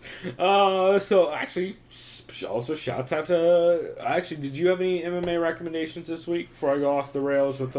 You mean like other show I listen to? Well, other shit you listen to that you recommend people check out. Yeah. Actually, I'm going to get a beer while you're doing that. Sounds good. Let me scroll through. Yes, please. Co-main event was solid. They're talking about Anthony Smith, how impressive he was, even though it's kind of unfathomable that he's fighting at 185 when he really should be at 205, and that if he fought at 205, he could have a clear-cut path to the top 10, considering how for lack of a better word, empty that division is. They're talking about how menacing Kamaru Usman was, especially when he was talking in his native Nigerian tongue. Oh, it's so scary. We'll play it later on the episode when... They talked about Paul Felder did really well in place of Brian Stan being gone. Paul Felder's great. Like, yeah, anyone who's watched Contender Series knows. He's fucking really good. Yeah, because I remember watching him on a Contender, like you just said. And they said they think Rockhold should fight Whitaker, or that's what Rockhold wants to do, which I don't think would go well for Rockhold. Contender of... Basically, they said Rockhold was saying, "Oh, if I fight Whitaker, that's like for the real belt." In my eyes, I think Whitaker fucking murders Rockhold with his hands. Murder him. Yeah, good absolutely murder him. So that I think that's all I really had. The only other one that was good is Anik and Florian. I missed that one this week. It was solid. They said all aboard the Mike Perry hype train. Yeah. His raw power. This dude's not afraid of anyone who'll run forward with his hands down. Dance. He's a fighter's fighter, wants to fight no matter what, and he really is truly appreciative and blessed to be fighting in the UFC. They talk about Anthony Smith as well. Kenny Florian says Anthony Smith has a head like an old television set because he can take punishment. That's pretty good. They say Gregor Gillespie looks like a vintage Frankie Edgar, and that I know, right? Stole it. Jesus. And that he looks undersized against his opponent, but doesn't matter. Kamaru Usman looks like a legit guy against any top 10 fighter at this point. He called out RDA, which would be a telling fight, especially if RDA beats him, which means he could probably be ready for Woodley, considering they have pretty similar styles. Kurt Pellegrino was on there. He immediately started interviewing Anik Florian like it was his podcast. It's pretty great. Does he have a podcast? I have no idea. I bet he might. He says every time he hears someone say, "You have one more in you," he says, "My knees start hurting." He has he says he's had 9 knee surgeries on one knee. And he says he actually hurts him to walk to go get a beer or go to the kitchen. So that's pretty sad. Yeah, except for the fact where he says he's going to go get a beer every time he goes to the kitchen. I'm into that idea. He says he has a torn labrum in his hip. Wants to get back into competitive jiu-jitsu. And then Dominic Reyes, he's a very good prospect at light heavyweight. Yep. He was an All-American State high school football player in college. He was a very small college called Stony Brook, I think on the East Coast near Massachusetts or something like that. I'm Sounds probably like way off. British college. I know, right? Stony Brook. He says he's always been a big fish in a small pond. He says he almost made it to the NFL, got invited to the regional combine, but unfortunately they chose not to sign him to a team. But he says everything happens for a reason. Yeah, he mentioned Brendan Schaub.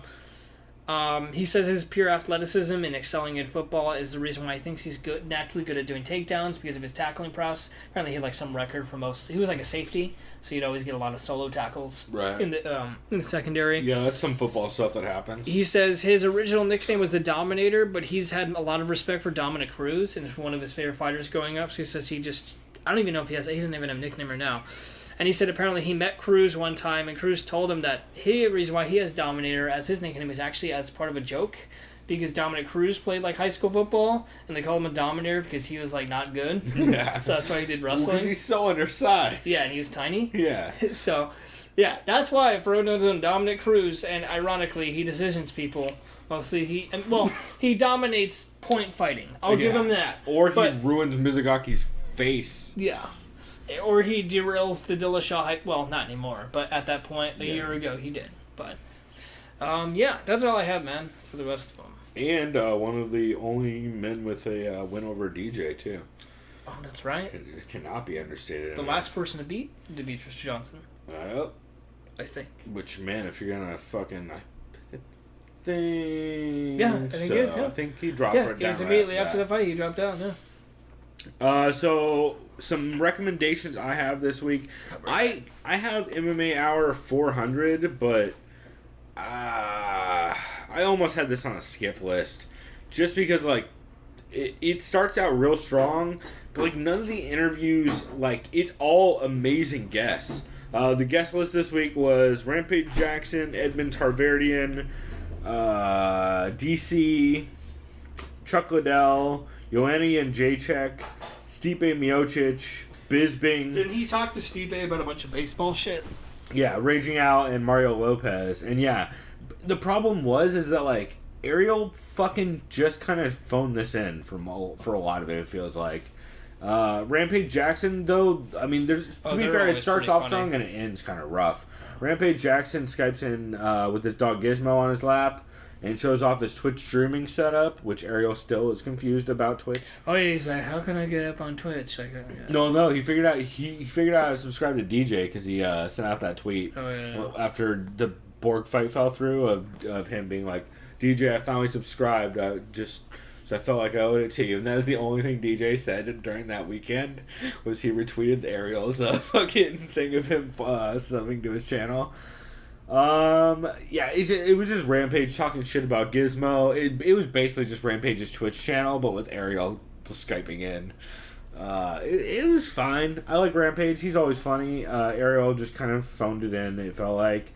Edmund and Ronda stuff. Edmund comes on. I wrote that he says a bunch of crazy misty shit about Ronda. Can you please tell me... Well, you're probably at work when you listen to this, right? Yeah, but what? Because I was going to say, I hope you're, like, drinking while listening to him. Oh, yeah, I was at work, but, like, to be fair, he didn't talk about it very much. It was, like, 2 sentences that everyone's blowing up. I'm just talking about listening to his voice in general. To be fair, he didn't sound nearly as crazy Glendale Armenian as he normally does, which is weird. Did his voice crack? No, not really. A little bit when Ariel asked him about tax problem questions, and he started getting real salty at Ariel. I have nothing wrong with my taxes. Right. No, that was one that I paid one guy he did wrong. I don't know why I turned into Cyborg all of a sudden. And then that's when Edmund says he always wanted the Cyborg fight for Ronda, confirming he's a fucking moron. Yeah, that's something I told you. The only note I had in my notes when I listened to a minute is he in Ronda's will. Yeah, no, but he's definitely in her pocketbook, as I told you earlier. Yeah. And that dude's gym is clearly. Can Travis Brown just put this dude in the hospital at this point because he's clearly not with him anymore? Can Ronda's mom just put him in the hospital? Because I think she could probably fuck him up. Yeah. Edmund, by the way, for all who don't remember a flashback from a couple years ago, he in quotes said, "I can beat Jose Aldo in a fight." Yeah, he says all kinds of misty, crazy person shit. He also shits on Dwayne Bane Ludwig and like a couple other coaches. He's really annoying. I kind of zoned out for that. DC calls in, talk about getting the belt back. Talks about wanting to throw away his belts that he got. Oh, that's right. His wife all didn't that. let him, Yeah, his wife didn't let him, which she says he's thankful for. Chuck Liddell calls in, talking about possibly fighting again. Was he on coke? No, he actually sounded really like that's good. Normal that was pretty and stable. mean of me. But I remember Chuck did a lot of coke back in the day. When I was watching the Triple G fight, someone made a joke about like fighters being amped up. I'm like, hey, look at Chuck Liddell on Blow, and then like during that one video where he was just like hell drugs and hell drinking. Yeah. Like that dude was known for being up drinking all night before and after fights. Jesus. He's a wild man. Like Dana and Joe Rogan have said like stories about like, man, I would see Chuck at the bar like 3 a.m. the night before his fights. He's fucking like doing rounds of shots with people and shit. Like, what does he not get hangovers? He's a goddamn madman, Chris. He's a fucking invincible. Also, he sounds a lot like Stipe nowadays, which is kind of funny. I just noticed that like when he was talking, I was like. At first I thought it was Stipe for a couple minutes, and then I was like, wait, this is Chuck Liddell. And it was funny, like, when I see Stipe, I either think he looks like Woody Harrelson or the grandpa from Rugrats. Not the main grandpa, the other grandpa. That's funny. You know what I mean? Yeah. JJ calls in to talk about the hurricane in Florida and fighting Rose. She also mentioned some stuff about the Ray Borg situation and her new Polish endorsement with Play. Oh, cool. Stipe calls in, talk about contract negotiations. Probably the Cleveland Indians. Yep. 22-game winning streak, I'm assuming. Yep. He says he wants to come back in December or January, and they start talking about basketball shit for a while. Who do you think Stipe's going to fight next? That's kind of a weird division, too. He was going to be in Ngannou if that fight with JDS happened. Well, you see Ngannou's probably going to fight over it. Yeah, then Ngannou if he wins that, probably. Well, then let's hope Ngannou wins, because I don't want to see Overeem get knocked the fuck out again, because that'll be predictable. No, they wouldn't give him Overeem again. They would give him Derek Lewis Verdum winner or something like that. Oh, God. I mean, odds are that division's a fucking mess. Yeah, too. odds are it's gonna be either. Because remember when I told you? Kane, remember when I told you I wouldn't be surprised if Kane never fights again? You see what happened to him again already? Except so Kane's also came out and debated that like his back surgery didn't go that bad, but also he had fucking back surgery. He just put it off again. Oh really? Yeah, he had another dude. He was supposed to have another surgery. He said I have to delay it again, like a shitload more time. I'm not disrespecting him. He's a fantastic fighter, but I'm saying like I wouldn't be surprised if he never fights again because when you have recurring back issues or anything like that, that's serious shit, like serious matter, especially when you might need stem cells. I don't know if that guy's gonna ever fight or if he should fight again. I don't. Probably not. Because he won't be 100%. No, definitely like I'm sorry, I feel really bad for. I mean, it's injuries cut down his career, man. It's a shame. For sure. Let's see. We got Bisping in studio or calls in to talk about Rockhold and Romero, and so that's when he announced that the George fight might be his last fight.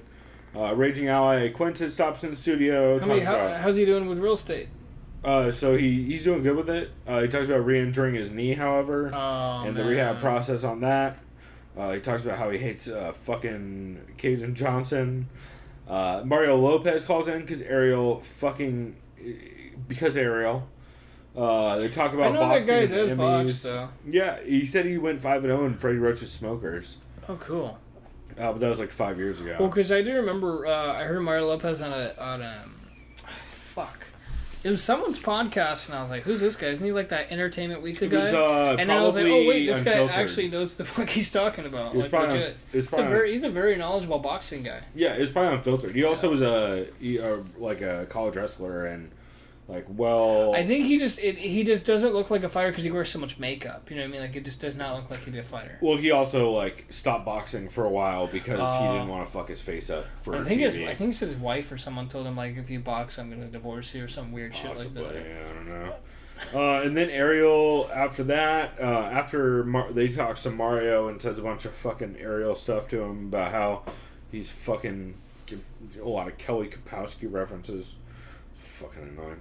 And then Ariel goes real hard trying to shit on Triple G versus Canelo because the Adelaide Byrd decision. Oh, that. Oh, I thought he was shitting on the fight. He keeps saying it's more of a farce than Conor versus Floyd over and over again. Over and over and over again. It's convenient that Ariel forgets the shitty scoring in the Conor fight, which technically makes Conor versus Floyd twice the farce that Triple G versus Canelo was.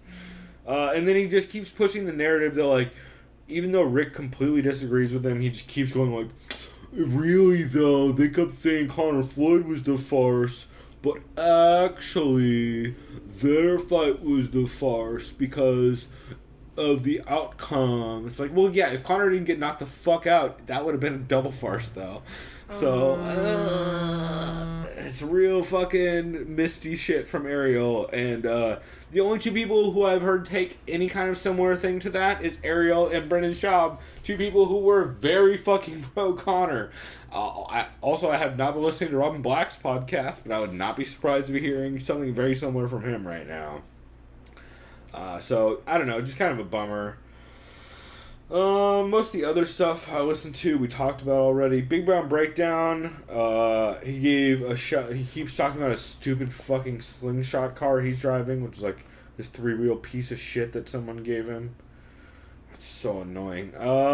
He keeps talking about Kill Tony, which is a great fucking podcast, which is Tony Hinchcliffe's podcast. Of course, Tony Hinchcliffe, writer of the Roasts, and has a really good special on, I believe, Netflix, or maybe CISO. Talk about the Triple G Canelo fight, and how Schaub keeps shitting on Byrd. He keeps saying Oscar De La Hoya clearly paid her off.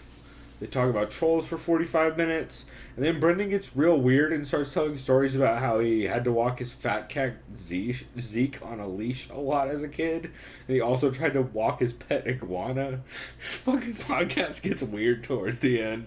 I don't know who drugged Brendan Schaub. He starts saying he loves the UFC Japan card with Okami and he's super into it. Good old Brandon. At first, I thought for a good 10 minutes he was joking about how he's oh, I love this card. I thought he was being sarcastic.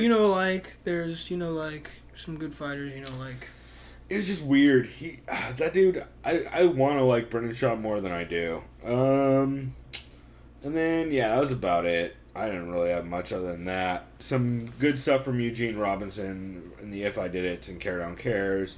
Bellator Vivisection I mentioned is good. But other than that, that was about it. So why don't... Oh, you know what? We have a little bit of news this week. Do you have any news things you want to touch on?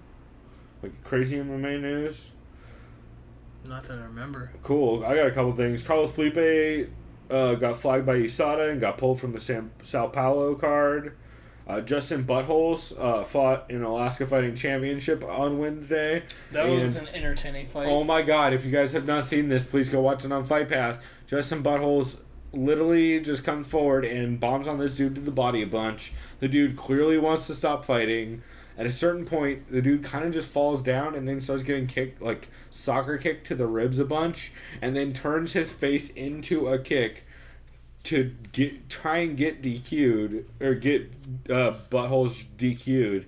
Then Justin barely skims the top of his head with his toes, and the dude acted like he died for like a long time. It was dude, I felt kind of awkward just watching it. It was kind of like not uncomfortable. I'm like, this dude, what am I watching right now? This is really bad. It would be our artwork for this week if there wasn't so many hilarious clips of Adelaide Byrd trying not to look at Triple G. So since that's our artwork, unfortunately, it got beat out. But yeah, oh boy. There are a bunch of awesome cards this weekend, which we'll talk about in the next segment. But holy shit, there's a lot of good regional MMA. Like ACP, on Saturday morning, there's like fucking 3 or 4 good cards from different shows. I'm pretty hyped about it. Here's a thought I had this week. I wonder if Adelaide Byrd thought Triple G was actually Canelo because he looked browner. Just a thought. Alan Joban is going to be on the call for UFC Japan, which is cool. He's going to be in the commentary booth. So we'll see how that works out. I think he'll be good at it. Good job. He's great on MMA Heat with Kevin Bryant. Yeah. So I wouldn't be surprised. Mizuto Hirota looked like he was going to die on the fucking scale. It's blue weight by 4 pounds. He came in at 150 for a 145 fight. And he literally looked like he was going to die. He missed weight and then stumbled off the scales and they had to like catch him. Oh, shit. It's really, really, really bad. I mentioned Patty Houlihan has a podcast called No Shame, which is going to be our new show for next week. And Matt Brown is retiring after his upcoming fight against Diego Sanchez. Oh, shit. Which, fucking guess who grabbed Matt Brown against Diego Sanchez in our league? Because, god damn it, he's going to murder that poor man. To be fair, that's probably a double retirement fight. If you know what I'm talking about. I hope so, but I don't think so, Chris. I think it's going to be Diego's retirement from the 170 weight class. Which, why is Diego allowed to fight at 170 is what I want to know. Wait, I thought he just fought Raging Out 155. He did, and he also fought at 145 not that long ago. I don't get it. Pretty crazy. And then, you know what, the last thing I wanted to bring up, I will actually bring up in the next segment. It's about my idea to fix judging, which I think actually could work. So we'll talk about that here in a second. Wow, we had a lot of MMA podcast stuff to talk about this week. Way over than it. Holy shit. Yeah, we went a good 30 minutes longer than I thought we would. So our recap of last week's card will be a little bit quicker, especially since you haven't seen a lot honestly, of them. dude, I don't really have shit to say for like 2 fights. Well, we'll watch a couple of quick ones that I wanted to point out, because there is some dudes get bombed on in the face in this card. It's pretty crazy. The undercard is a bunch of stoppages, so we'll be right back with that. In the meantime, you guys get to listen to a sweet clip of... Is it Jordan Breen in this one? Nope. It is Beatdown After the Bell, 155. How the decision for Melvin Gillard versus Jamie Varner doesn't even fucking make sense. And... this is with Jack Encarnacio of the Sherdog Radio Network and what's his name? Sam Genovese, the amazing gin maker. Sam Genovese is on this episode. So go ahead and listen to that, and we'll be right back.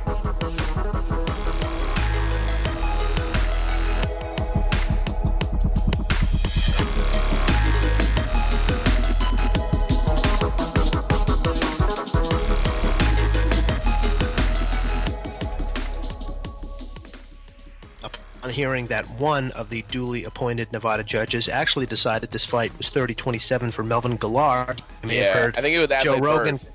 Yes, Joe Rogan called for the termination. Joe Rogan wants Adelaide Byrd fired. That's the bottom line. I'm cool with it. No problem. I mean, yeah, it's not a right decision. That's one of the worst of the last. It's a bad one. It's definitely a bad one, and I can't wrap my head around any way that it's for rounds 2 and 3 for Melvin Gillard. Just can't. No, you can't. You cannot make that case. You simply can't. And these scorecards are out there, and I'm sure she'll get an assignment again. She's actually been around quite a while and gets a lot of work, particularly in Nevada. But the problem to me is not so much that these judges exist, but no mechanism exists for them to have to explain themselves. Yeah, how is there oversight for the government? They are the oversight, so it's kind of there's nothing we can do. There's absolutely that's correct. Nothing. If nothing's gonna happen after Pacquiao Bradley, MMA fans need to stop worrying about it. If you're a boxing fan, you're not right. You're right. I remember they asked Freddie Roach. They did the NBC boxing show. On network TV last week, and there was a controversial decision there, and they said, "Freddie, what happened here?" And he goes, "That's boxing." It's like, that's it. You don't know what you get.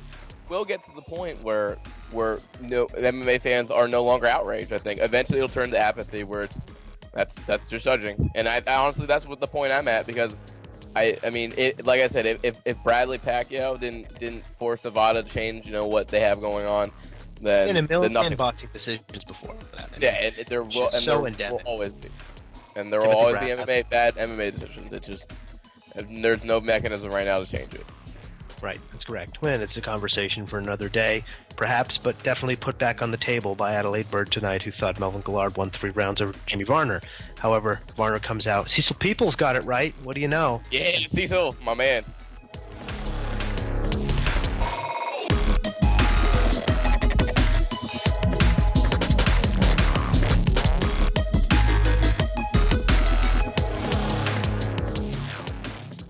All right, we are back on our intro. That was Jack Encarnacion and I don't know, the guy named Genovese, who sounds like a great gin maker.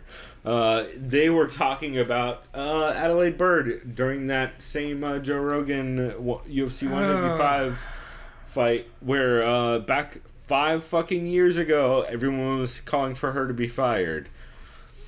So, hey, it's not like she's always been bad, Chris. Oh, wait, she's always been bad. She's the fucking Cecil Peoples of today. And somehow she survived. Even though Cecil Peoples, technically, as we heard in that clip, actually got that scorecard correct. So, since she's off 216, I imagine... Hopefully. I don't know if that's... I still don't know if that's confirmed yet. Excuse me, not confirmed, but hopefully she's off boxing. Hopefully. Her only judging assignment this year was that fight, as we mentioned.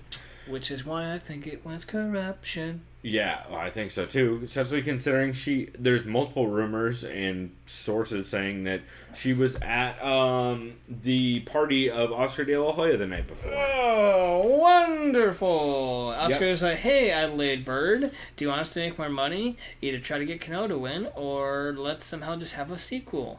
A rematch. You want to see something fun, Chris? So we are looking at MMADecisions.com. Is fun how you define maddening or heartbreaking? Oh, yeah, very upsetting. We're looking at MMADecisions.com. I have the 2017 Adelaide Byrd decisions up, which is just the one boxing card. You want to see what happened in 2016? It's probably something that's going to piss me off. Just look, if you note at the bottom, anything in yellow is a decision where a split decision that dissents the other 2 judges. So essentially, it's a split decision where neither of the other 2 judges agree with who you picked. So she caused split decision. Yeah. That's what that means. Yeah. She caused the split decision. Otherwise, it would have been unanimous. Yeah. Because the other judges went for So you want to see 2016? Oh, I'm going to recognize a lot of things, unfortunately, probably. There's a lot of yellow there. Derek Lewis, Roy Nelson, Lorenz Larkin, Jorge Masvidal. She scored it for Nelson. Nelson. She also scored Masvidal over Larkin. Who actually won that fight? I've never seen that fight. Larkin clearly won that fight. But she scored it for Masvidal. Yep. Also scored it Sterling I saw over that Caraway. fight. I thought Caraway not clearly won because it was close, but I thought he won. She fucked up some kind of Bunel and Bono, WSOF 30 fight. And Roman. Lorenz Larkin versus Albert Tumanov. She fucked up by giving it to Lorenz Larkin despite him getting dominated. Joe Soto versus Mitsunori Tanaka. She also fucked up. That was all in 2016. And that's 2015. And that's just cards where she was the only person who picked that. That doesn't count like just bad 29-28s and shit like that. Which, now that I've seen she judge some Invicta Oh, wow. cards. She did that twice on UFC 195 card. Oh, yeah. Jesus. Also, twice on and an 88. UFC Fight Night 88. Wow. Yeah. She fucks up entire cards. As Owen Wilson says, wow. Wow. Someone made fun of that this week. I saw that Wow. Star Wars episode, the Darth Maul duel. It's like if all lightsaber sounds are wow, wow, wow, wow, Yeah, wow, but- wow, wow. And someone this week said, what if Owen Wilson was Mexican? He would just say, oh, wow.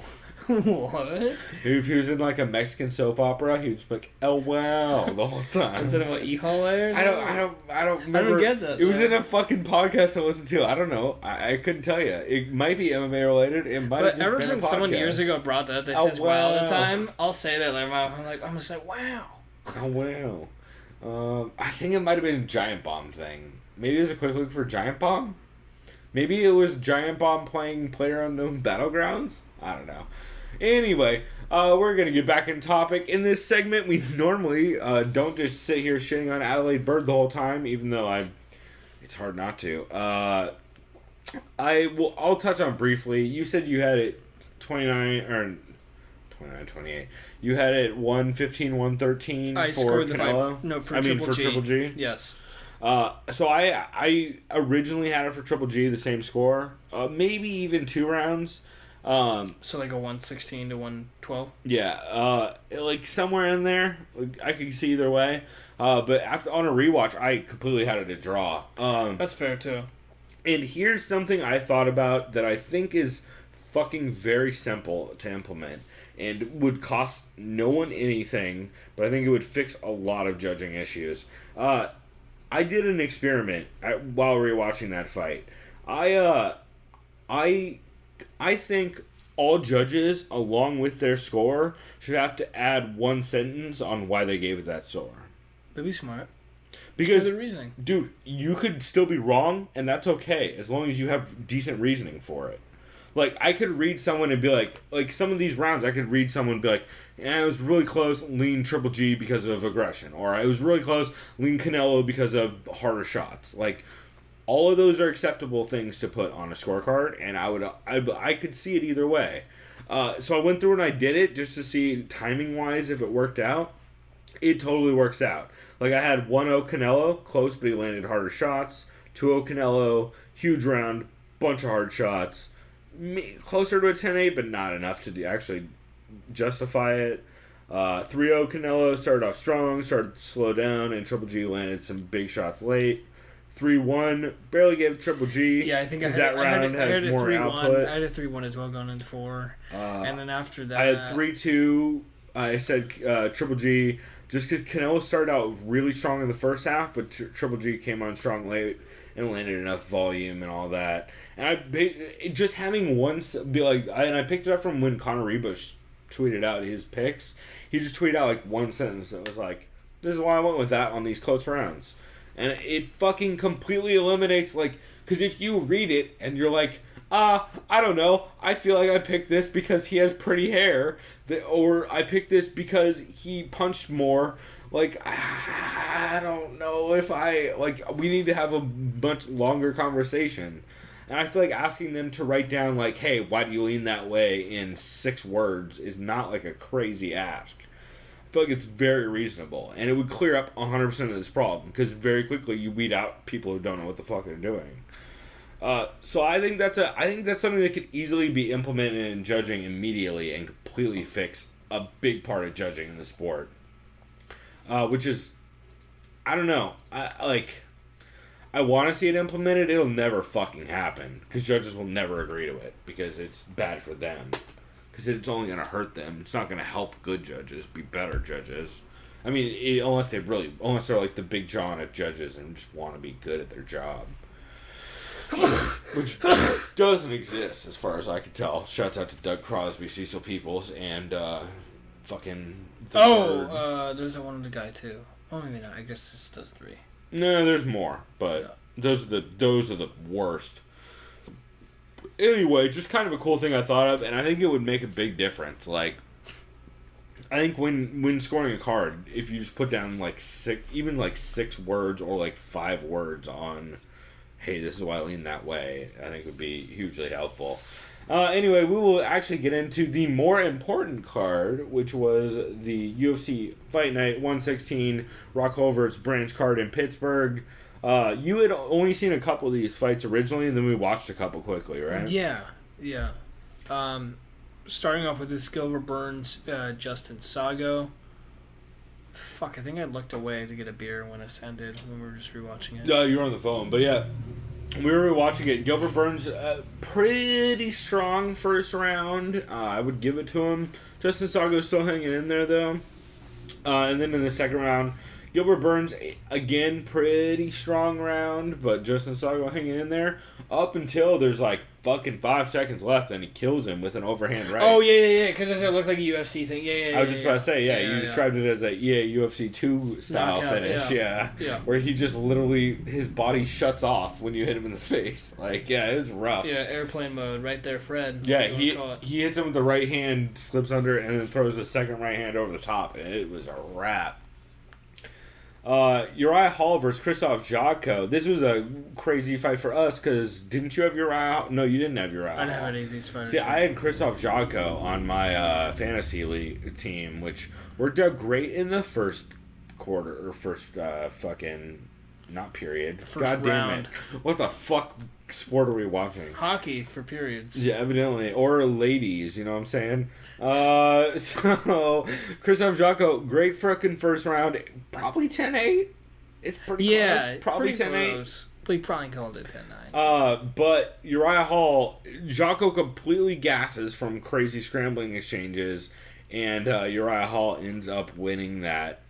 I think pretty definitively with that right hand. Like, it was not even close. He booped him, Oezdemir style. Well, that and just like the level of gas that Jotko was, like, that shit was not going to a third round, even if he did survive that right hand. Like, there's no way. Is it Jotko or Yatko? Everyone on a fucking podcast kept calling him Yatko. It's probably Yatko. I'm probably he is Polish because it's like Joanna instead of Joanna. I don't know. Yeah, you're right. So we'll go Yatko. I always feel it always feels like a shitty yogurt hut whenever I call it Yatko, but I'll go with that. Or like a weird, like, I don't know, lotion or something. I got this cucumber Yatko. Let's see. Hamilton Spitz. This shit didn't last long. 24-second knockout. That was weird. Spitz circled like a weirdo, and then and kept fainting until he killed Anthony Hamilton with the right hand as soon as he came in. I mean, that was the whole fight. Spitz is so fucking awkward and weird in his movement, especially for that size. I don't know what to make of him, really. I'm interested to see what happens when he fights even a Justin Ledet type. I don't know. I just don't see him surviving in that division just off of what I've seen from him so far. Despite him having very good counter striking and putting dudes away. OAM versus Tony Martin. I had OAM in this. OAM was... I actually had OAM in my fantasy league as well because I was pretty convinced he was going to end up taking this. I gave him the first round 10-9 pretty clearly. Well, I shouldn't say pretty clearly. It was pretty fucking close. But I gave it to OAM off pressure and top control. Second round, I had OAM easily. Not enough ground and pound to give it a 10-8, but I pretty clearly had him just via top control and pressure and landing a couple big shots. This guy's pretty well rounded, right? Is he at TriStar? I know he's Canadian. Yeah. I think he's a TriStar. If he's not at TriStar, he's like TriStar adjacent as fuck.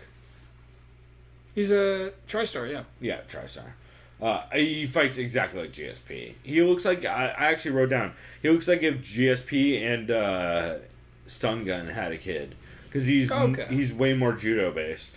But like, so he gets a ton of takedowns from against the cage from like foot sweeps and throws.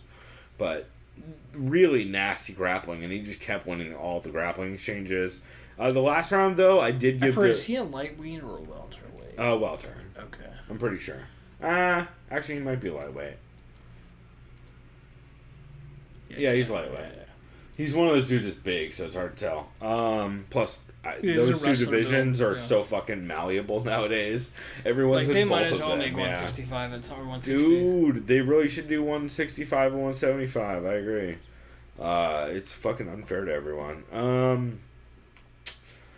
Where was I? Oh, right. 10-9 Martin in the last round easily. Just not enough damage or close enough on the subs for a 10-8. But big shots, and like he had like I think 4 minutes of top control in that last round, maybe 3.5. Eric Colon gave it to Martin, however, though. So that dude should be investigated because he's a shitty fucking judge. I'm from now on. Anytime I see any terrible judges, we're gonna shit on them publicly. They need to be investigated. Yeah, that's what needs to happen. No, I'm. They need to be drug tested too. How about that? That's right. If you guys don't know about MMADecisions.com, go ahead and check that place out. They note everyone's decision, and you can actually record your own as well. But they write down and notate every shitty judging decision as well as good ones. So that way there's a record of it. And holy shit, it is super useful. And fuck Eric Colon because he has no idea what he's watching. Then we have Justin Ledet and Azuna Anyawu. I don't know. I didn't see this fight. But based on Zulu's performance in Contender, and he didn't impress me at all, unfortunately. How did this go split? Can you explain that? Because I remember I watched Justin Ledet last week, and he looked okay-ish. I can kind of explain it. It's not a crazy scorecard. So Zoo looked okay. He didn't. So the problem was Zoo took this fight on super late notice and dropped 20 pounds to get there. So his cardio was not. Well, I shouldn't say that. His cardio like he wasn't. Lost weight and then did his camp, or he dropped 20 pounds in like a week and. Oh yikes! Because he had like a week's notice for this fight. Oh shit! So he had to drop to get to heavyweight limit. He was like big. Yeah, he's not that tall either, which is not a good sign. Man. Paul Felder, this is his first time on the call on an official UFC broadcast, which is cool. Like we mentioned, dude is great on Contender Series. I had the first round 10-9 Ledet, mostly just off volume, and pretty much all of it was off the lead hand with jabs and hooks. Pretty close, but definitely Ledet. Second round, I had Ledet again, super close, but I had Ledet by attempted volume and landing the crisp jab enough times. I mean, it's one of those hard fights to like score because it's just Justin Ledet basically throwing jabs, and it's Anyamu sprinting forward with like 2 or 3 giant hooks at a time, and then just conserving energy for a minute. Over and over, while Ledet just keeps snapping him with jabs, so it's like it's fucking. But no, like a lot of everyone's shots are blocked, so it makes it kind of tough to actually pick a winner on. And then the third round, I did give it to Zoo, barely, but basically just based on him forcing the pressure and landing bigger shots. There's a great GIF to be made of Justin Ledet's reaction when they said it was a split decision. You kind of have to give this to Ledet, but I would like it's not a robbery to think that Anyamu might have won that second round. But yeah, I don't really buy it.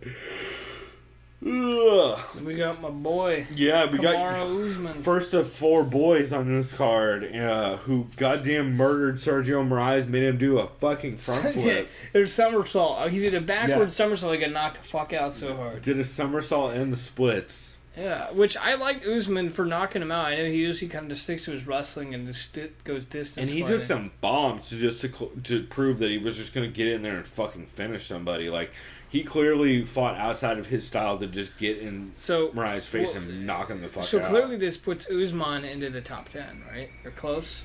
I would say it has to.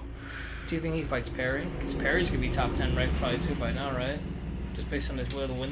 Maybe not. I mean, yeah, they should probably be. I think that should be the fight like to make them and 9 them and 10. I think it should be them and Usman next. Maybe like Carlos Condit gets bumped out or something like that. And who would Although you- Carlos Condit just said he just tweeted asking Sean Shelby for a fight too. So they'll they're gonna give him Lawler, bro. I don't know if that's. Oh no, wait, they just fought though. What am I talking about? That was his last fight. He lost. I'm stupid. Excuse me. That's what I'm saying, and that's a fucked up fight to put them both back in. Because they both just so that's never gonna be easy. If it is fight. Perry and Usman, who do you like in that fight? I think I like Usman because I think he'll just take him to the ground since he knows Perry's power. Yeah. I think Usman's way too well rounded for Perry. The only thing that could cause Usman trouble is in the clinch. Because Perry's pretty improved in the clinch. Not saying he can do anything, but his knees are pretty good. His elbows too. He's gotten way better in the clinch. Perry looks like a really quick learner. He's a very athletic looking guy. It sure seems that way. The only thing that like, if Usman gets desperate and gets caught coming in, or if Perry can outlast him cardio wise, which that's a tough ass. Yeah, because remember that Joban fight? He got tired, and then Joban started piecing him up on the feet. Yeah, but also Perry's been looking good, and he's been getting better every single fight. Keeps looking better every time. So yeah, it's hard to underestimate Perry at this point, but. I've been high on Usman for a long time, and I think he is. I think honestly that's the fight they do next. Oh, for sure. Also, I think that will happen. I think that's coming up next for both these guys. I hope so. Also, how fucking scary is this? Oh wow, way to totally fuck me, bro. Come on, bro. Really? This is how we're gonna do this? You fucking MMA-core.com, which is the only place I can just actually do a quick get little it. refresh. No, right, but then I have to jump to fucking 8:04 in this stupid video just to get the fucking thing to play, so we can hear how goddamn scary. Oh, dude, MMA Core is retarded. Look at all those ads. Oh, I remember that. Oh, I can't even. And the it got video removed. died. It got removed. Wow. Oh no, it got removed. Well, Chris will vouch for me. Fucking Kamaru Usman is the scariest. Very intimidating. Holy shit. I'm gonna call it Nigerian because I don't know African dialects, but holy shit, was it terrifying. Yeah. Just real scary. We'll keep moving on. Gregor Gillespie, Jason Gonzalez. Jesus Christ. That was my pickup of the month in fantasy. Yeah, that's a great pickup. Fourth from the top of the card, and a big finish in the second with a head and arm. I just rewatched. I just finally watched this because a buddy of mine had texted me the ending result, and just watching, I was like, "Fuck, Gillespie looks like he's in trouble." I'm like, "Oh wait, he's returning." Yeah, but it's just that over and over again. You're like, oh, Jesus, that's a big head kick he just ate to the face. And you're like, oh, wait, no, he's piecing him up and lands a takedown. So, pretty fucking funny. Overall, super impressive performance from Gillespie. His wrestling game is 100% what won him that fight. As well as just his crazy top control. Like, that dude set up that head and arm triangle a couple times, but he just kept going back to it and was able to finish with it super definitively. Landed some huge bombs, took some big head kicks and some big shots. Took a big uppercut, I believe, in the first. Just a crazy fucking fight. That was one that was happening during Triple G Canelo, where MMA Twitter was just fucking blowing up, being like, fuck Triple G Canelo.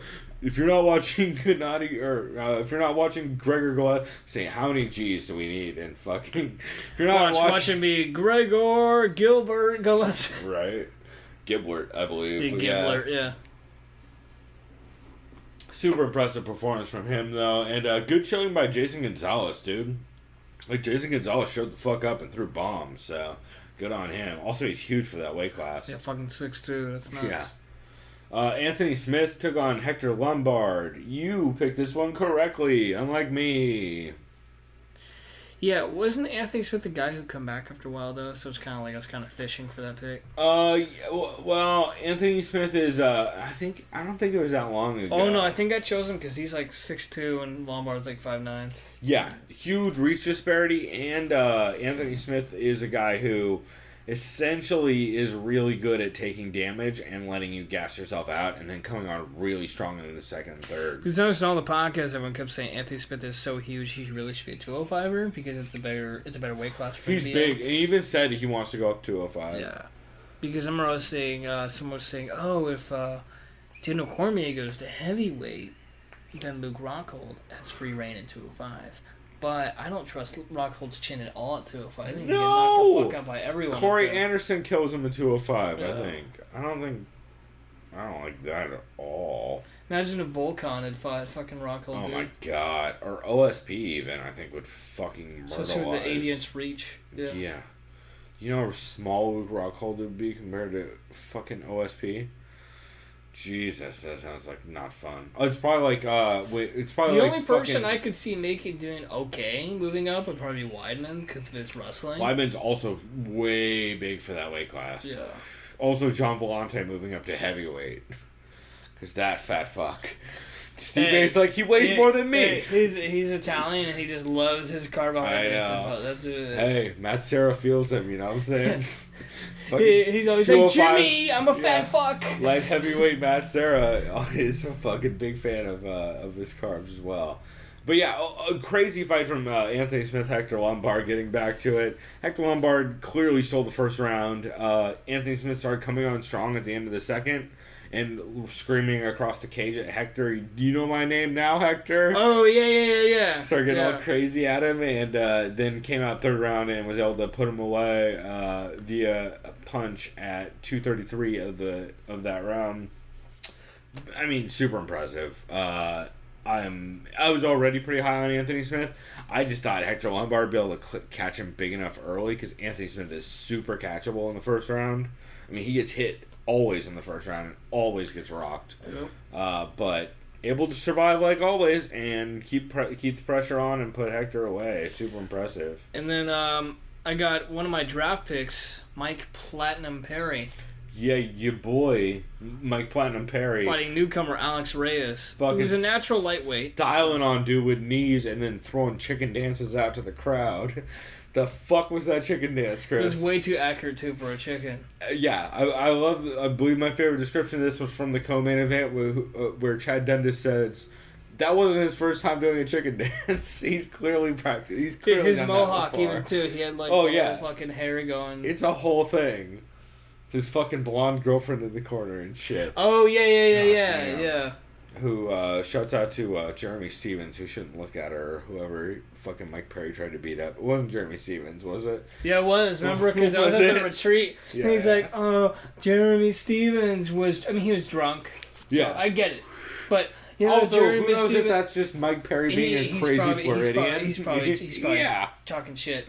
But he's like, yeah, Jeremy Stevens was all shoved drunk him to the ground. and was like trying to grind up on my girl. So of course I shoved him to the ground. And was like, "What's up, bitch?" Yeah, Mike Perry with this super weird. Honestly, that probably never happened. Like it probably did happen, but he probably never grinded anywhere near that girl. Yeah, he was probably just Mike Perry being Jeremy crazy. Stevens is like getting married. Yeah, I don't think he's that dumb. No, I mean, come on. I think it's probably just Mike Perry being like, "Yo, hey, you breathed on her, bro." And he's right like fucking 10 feet away. Like what? Yeah, for real. Fucking Mike Perry. Also with the fucking weirdest inflection in his post-fight speech too, with this like fucking, "I know you want me to tell you who I'm gonna fight, so I'm gonna tell you. I'll be Lala." Yeah. You're like, what is happening? He's like, I What know. kind of He's weird like, riff-raff impression is this? I know y'all want me to beat up on Robbie Lawler or something like that. Everyone's just all cheering. Like, Sounded like a weird riff-raff rip-off. Yeah. It's great. I love it. I love every To part be of fair, Mike Perry. he is a riff-raff of MMA. 100%. He also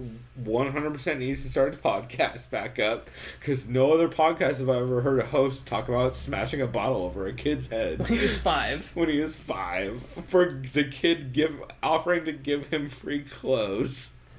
That can't be understated enough. Fuck your clothes. Fucking love that story. It's my favorite Mike Perry story. Apart from his just crazy racist friend who's in the corner. And the blackface Twitter that Mike Perry has from when he was growing up. Wait, what did he do? Halloween party with blackface. Wait, like he dressed up in blackface? Oh yeah. Oh no. Oh yeah. Oh no. Oh yeah. Oh, it's, no. It's real upsetting. Dear Lord, Mike Perry. Also, Mike Perry's love of Tyron Woodley, which is also one of my favorite things. He's like, Tyron Woodley's a great champ. Tyron Woodley did exactly the right thing when he fought. People hate him both. because of how smart he is. It's like, oh my god, why? It's the I forget if it was Co-Main or whoever who's like, I love that Mike Perry. To be fair, loves, just by hearing Mike Perry interview, I think he's genuinely seems like No, a decent guy. Like, yeah. I think he just sometimes just does dumb shit, and he doesn't realize it, or he just thinks it's funny. The best description I heard this week I don't know. was on the Jordan Breen show. They talked about Mike Perry this weekend went from dude who you thought was racist behind closed doors to dude who says the N-word because his black friends let him. That's a good point, yeah. That's like, it's an upgrade, not necessarily a good upgrade, but it's better. And that was Jordan Breen and I believe Ant Walker was I don't know which one of them came up with it, but Ant Walker gave the cosign, and Ant Walker's black, so that's how you know it's legit. That's a weird tag. I don't know how I went with it. Speaking of black people, Luke Rockhold took on Tim. Who's not black? Oh. Well, you said speaking of black people, and then you just immediately said Luke Rockhold. Don't tell Demi Lovato. She'll be very upset. Well, she already has a lot of other problems. She's also dating some dude in Bellator now, I guess. I don't fucking know. But that chick is dealt with a lot of other issues. Oh, no way, bro. You saying a pop fucking singer is a crazy person who how about this? survives off their looks? 2 words.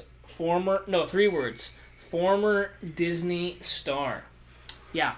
Look that up. And, that's worked out well. She doesn't have problems. There's all those Disney stars that are totally normal, like Hilary Duff, Lindsay Lohan. To be fair, okay, Britney Spears, she turned out... she was like a kind of a Disney star. The only one who turned out okay, I guess, was Justin Timberlake, but that's because he kind of invested in himself. Define okay. Well, I don't know. You know he's probably like a closet Scientologist, so who knows? Oh, yeah, that's the only closet thing he is, Chris. All right. Back to closet people. Luke Rockhold took on David Branch. This was 100% what I expected it to be, apart from the part where David Branch got his back taken like a goddamn white belt in comparison to Luke Rockhold. The fucking dude, that was weird. It's always the nastiest top game when you see them crossing their legs in back mount and in slash mount. Like when someone is on top of you with their fucking legs crossed and you're mounted, that is like I forget who it was. I want to say it was like Greg Savage or somebody from Sherdog who said that's like the ultimate sunning of someone. Is when it was Luke Thomas, because that shit is just that you're not getting out of that, and hence the tapping the strikes, which a lot of people are giving him shit for. I don't care, bro. He wasn't getting out of that. Like he could let Dan Miragliotta try and kill him, or he could just tap. I don't ever see a problem with someone tapping the strikes. It's like, let me save my brain. I mean, plus, I do if you're tapping before taking huge damage. But, he was already eating huge shots and going fucking nowhere. Oh, dude, he got hit, at least 30, 50 times. Oh, no, not on the ground. But, yeah, in the stand-up. But he got bombed on the ground a bunch. And he wasn't getting out of that. There was there was still almost a minute left in the round, and he was just getting sunned with the back mount and ground and pound. It was ugly, so I have no problem with it. I get why fucking people are all salty, because they're like, bro, you fight for a living, bro, so I want to see you asleep. I get it, whatever, but I don't give a fuck. Overall, though, great fucking card, and awesome the way it played out. I was super hyped on it. I really enjoyed it. So that was dope. I guess we'll go ahead and take a quick break so that I can take a piss and grab a beer. And we will jump into this UFC Fight Night 117. St. Preux versus Okami at the Saitama Super Arena in Japan, which is fucking home of pride and an awesome venue. God damn it, UFC. Just do a white mat already. Oh, Chris found the blue lemonade juice. Is that like the new Four Loko? Jesus. No, that's the old Four Loko, bro. Oh, before it? Yeah, juice. Joose. It's way worse. What do you think of the mild Bloody Mary? That's great. Ballast Point Bloody Mary is amazing. Especially the mild. The mild, yeah. I like the mild better. The 'Cause, like, spicy's so hot, dog. The spicy's good, but the end of the can's the worst because it's all chunky. Yeah, the spicy. Well, and the spicy is great, but like, dude, you better. Ooh, sorry about that audio. You better be hungover because otherwise it's brutal. But we'll be back here in a second, and we'll talk about that card briefly.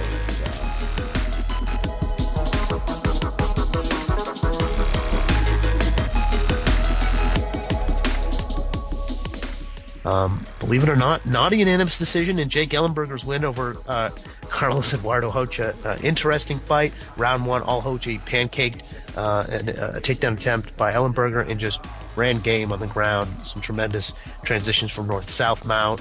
Swing around, taking Ellenberger's back to side, back to north-south, up and down, left and right. Grabbing a little Kimura while Ellenberger had a front headlock that was really sweet, turning that into a great-looking sweep. Really a great submission series from Rocha in the first round that really switched up Jordan Ellenberger's approach, it seemed, in the second and third.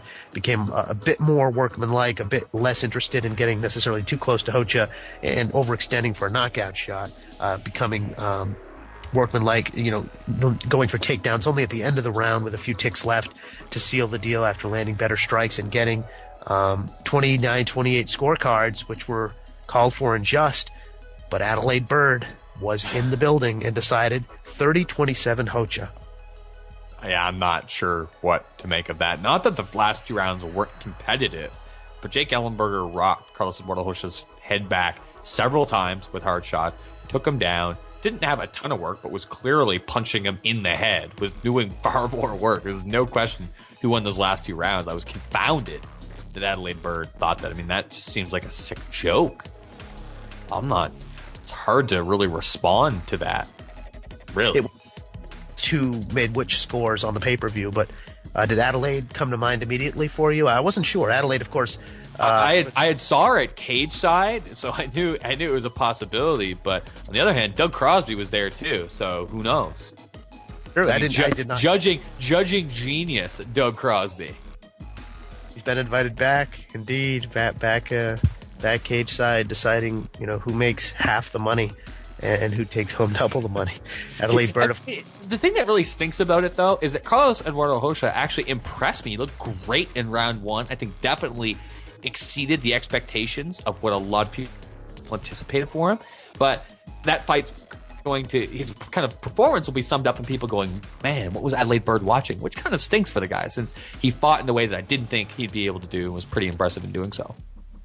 Bird's sort of a sore subject for fans, as she gave Leonard Garcia the nod over Nam Phan in one of the most widely derided decisions in recent years.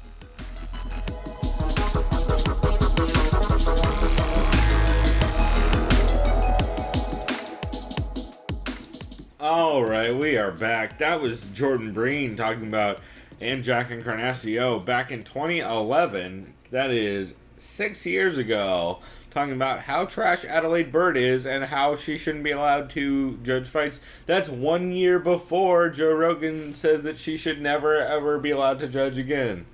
And that they also mentioned at the end of that clip how back in 2007... she's had terrible decisions, including the one, I believe, in 2010 or so that had, or maybe 2009, 2010, somewhere in there, that had, what's-his-face, Leonard Garcia and Nam Phan. She's been garbage for 10 years in this sport. That's just an MMA, not boxing. It's fucking insane. She's still hired. You know what? We need to stop talking about it. But. Yeah, I was going to say, I know she's garbage. The 18 to 110 in the Canelo fight, I still want to say she was paid off, but maybe she just is that blind. I think it's a combination of being incompetent and being a fucking moron. I don't think those are mutually exclusive, and I think, that being paid off and being a complete fucking tool are totally possible. Because if she was paid off, bro, both. dude, if she was paid off, she would have just said 115, 113 Canelo. Not if she's dumb and she was paid off. Oh, yeah. She would be like, oh, bro, I saw it for fucking Max Kellerman, everybody. did he go off? No, sorry. I'm looking for some good screenshots while we're talking about fucking this moron in the background looking like a goddamn tool. Oh, dude, you know what's funny? Someone on ESPN, I think they said, Canelo looks more Irish than McGregor. I can't remember who said that, but I think they got in trouble. Someone got in trouble, even though it's like a harmless comment. Sure, that checks out. Yeah, they're like, it's not PC, bro. They're not wrong, necessarily, really. It's like, you know Canelo's half white by blood, right? Or pretty close to it. I think he is. Maybe I'm totally wrong, but... Yeah, right. Yeah, see, round 3, I gave the first 3 to Canelo, but this is when Triple G started doing his magic. Yeah, I'm just trying to look for a really good example of... And by the way, this was a fucking fantastic fight all around. This was an insanely good boxing match. Yeah, it was great. Anyway, we should get to this weekend's card, which is UFC Fight Night 117, Okami versus... Where is she looking? Not Triple G. Wait, what does she look like? She's old, right? She's this one. Oh, that's her? Yes, right in the fucking front row. Here, let me just skip to random points and we'll see who she's looking at. By the way, shouts out who's she looking at, Chris? Canelo. Oh, okay. Hey, Chris, let's play a game. Who's Adelaide Byrd looking at? Okay, well, that's just the arena. By the way, shouts out to Triple G for being sponsored by fucking Jordan. That's pretty badass. Shouts out to Canelo by being sponsored by Takade. Chris, who's she looking at? Clearly Canelo. Okay. And he's looking at her. Yeah, that's actually a pretty good one. He said, you got me? Triple G looks like he's literally... Oh, they're a little... Again, eye contact, pretty sure. Alright, let's keep going. I'm just scrubbing through random parts of this We fight sound right like now. fucking Mel Gibson from that conspiracy theory movie. Chris, who's she looking at? Oh, wait, she actually is looking at Triple G that time. She's looking very upset about it. Yeah, she's like, fuck. She has like a big old frowny face, like it's a real ordeal for her. I should really be taking screenshots of these. To be fair, the reason why I say it's badass Triple D sponsored by Jordans is because what kind of boxing shoes is he wearing? Wearing goddamn J's, dude. That's pretty fucking gangster. Pretty tight. Yeah. Let's see. We'll flip through a couple more of these. I'll put a link in the description for some of these pictures. Chris, go ahead and tell me who she's looking at. No one, actually. I don't think she's looking at anyone. Maybe the ref? Yeah, she's looking at her husband, right? Was he reffing that fight? No, he reffed Connor and Floyd. She's looking away from the ring, it looks like, on that one. This is my point, though, is just like, while I was rewatching this, I was like, oh my god, every time... that one you can't really tell. But every time, or like, I would say 90% of the time you look at her, she looks like she's staring directly at Canelo and trying... legitimately trying not to look at Triple G. It's really weird. I don't know. It probably means nothing, but it's a weird thing, man. She is a weird thing. Shout out to Hennessy sponsoring the fight too. That's pretty sick. Who's she looking at, Chris? Clearly Canelo. It's every time. And it's not like I'm picking spots. You can see me randomly clicking through this. She's either not looking at the ring or only looking at Canelo in every one of these, right? It's pretty crazy. She paid off? Just kidding. Oh, yeah. 100%. No, 100%. I actually think she was. People think... Someone called me insensitive for thinking that, but I'm like, come on, bro. Someone doesn't know how boxing works. It's fucking boxing. Yeah. Dog, also, ask them how the fuck she got their job. Have you ever seen the movie Raging Bull? The mob controlling a lot of decisions? Also, how do you think she got her job? Fucking someone probably got paid off. Maybe her husband with vagina, but someone got paid off. You know how much money De La Hoya has? Enough to wear fucking tights and throw money at bitches, you know what I'm saying? Fishnets, yeah. Or as Don Fry would say, goddamn homo. Oh, man. Also, I love that Adelaide Byrd looks exactly like... Here's a reference. Eight bird? people will get. No, she looks exactly like the math teacher from Pete and Pete. I've heard of that. Where the fuck is You don't know Pete and Pete, the No, Nickelodeon show? I've heard of it, but... Watch, I'll probably immediately recognize Two redheads, Danny Tamborelli and the other one. Nickelodeon show. What year was this shit? Nah, you were probably really young. It was like... Oh, that was 3. I probably watched reruns. No, but it was on for like 6 years. Anyway, tell me that doesn't look like Adelaide Byrd. It does. Yeah, thank you. Adelaide Byrd, 23 years ago, was clearly the math teacher on Pete and Pete, is all I'm saying. Anyway, now that I've distracted the shit out of this podcast by looking at fucking pictures of Adelaide Byrd looking at Canelo, we will get back to this fucking card I'm avoiding. This very actively. exciting card that I will not. Excuse me, I will watch it. I'm gonna watch it because I'm a goddamn idiot. Wait, what time does it actually air on? It's tomorrow. Oh, it's tomorrow. Oh. Yeah, it's tomorrow night. Excuse me. What time? I have no idea. Fucking knows? I'm gonna go like 4:30. The first prelims start, I think. So TV prelims start. I'll be at honest. 5. This is very disrespectful to the card, but I am not going to tune in until I watch Gokhan Saki's debut because that guy looks crazy as shit. You'll be missing out on some good fights if you do that. But yeah, we'll talk about it. Yeah. Okay. Let's begin. Let's go ahead and start with. What's the wait? Go to the spreadsheet because is it out of order again, like always? No, should be pretty good. Yeah, it is a little bit. Is it? Wait, where's Inoue on here? Inoue is not on here. Wow. Is Inoue not on? He's not on this card according to here. Wait, who's Inoue? Naoki Inoue, flyweight. I don't see an Inoue. Am I blind? Where is Naoki Inoue on that? That's why I don't see shit. Is Okay Naoki then. Inoue on this? Oh, he is. I guess that fight died. I don't know. He probably got called off. Yeah, it's flyweight, and they hate that division. He so. probably got called off. Yeah. Congratulations. Okay, I just fixed it. All right, let's go ahead and start. I just noticed something. Is this like Korea versus Japan? Or Wait, some this of is these? Totally the different order. Let me pull up the fucking Wikipedia and make sure I have my shit correct. That's not gonna make it better. Sorry, I just need to adjust our fucking spreadsheet real quick while we're doing this. Anyway, Chris, what do you know about these first two fighters? So, Hyungyu Lim and Daichi Abe? Yeah, what do you know about them? I haven't heard of either of them. No disrespect. That was kind of the joke. Never heard of them. One of them is 13-6. Before, probably. It's possible. Because you watched the fucking season of Tough he was on, I believe. Wait, what? What fucking season Wasn't he on Tough China? Well, that's a Korean name. I know, right? but wasn't he on Tough China? That's a Japanese name. Excuse me. He's Korean. Wait, is he Korean? Yeah. Wait, go up. Wait, no, you're right. He wasn't Tough. Who the fuck? Go up. He's Korean, right? Isn't that clearly he's a Korean name? for sure. Yeah, it is. Yeah. Okay. He's from Seoul. Yeah. Yeah. I mean, he's fought Mike Perry and Neil Magny. He got knocked out by Mike Perry. He's the one who got yelled racist shit at. Yeah. Nicholson's a piece of shit. I didn't recognize him because he had blonde hair in the fight. That's right. Yeah. Excuse me. Taking on Daichi Abe. I'm butchering that. I will fucking promise you. If you guys want to know how to actually pronounce it, go ahead and go ask Phil Elmore, that fat fuck piece of shit.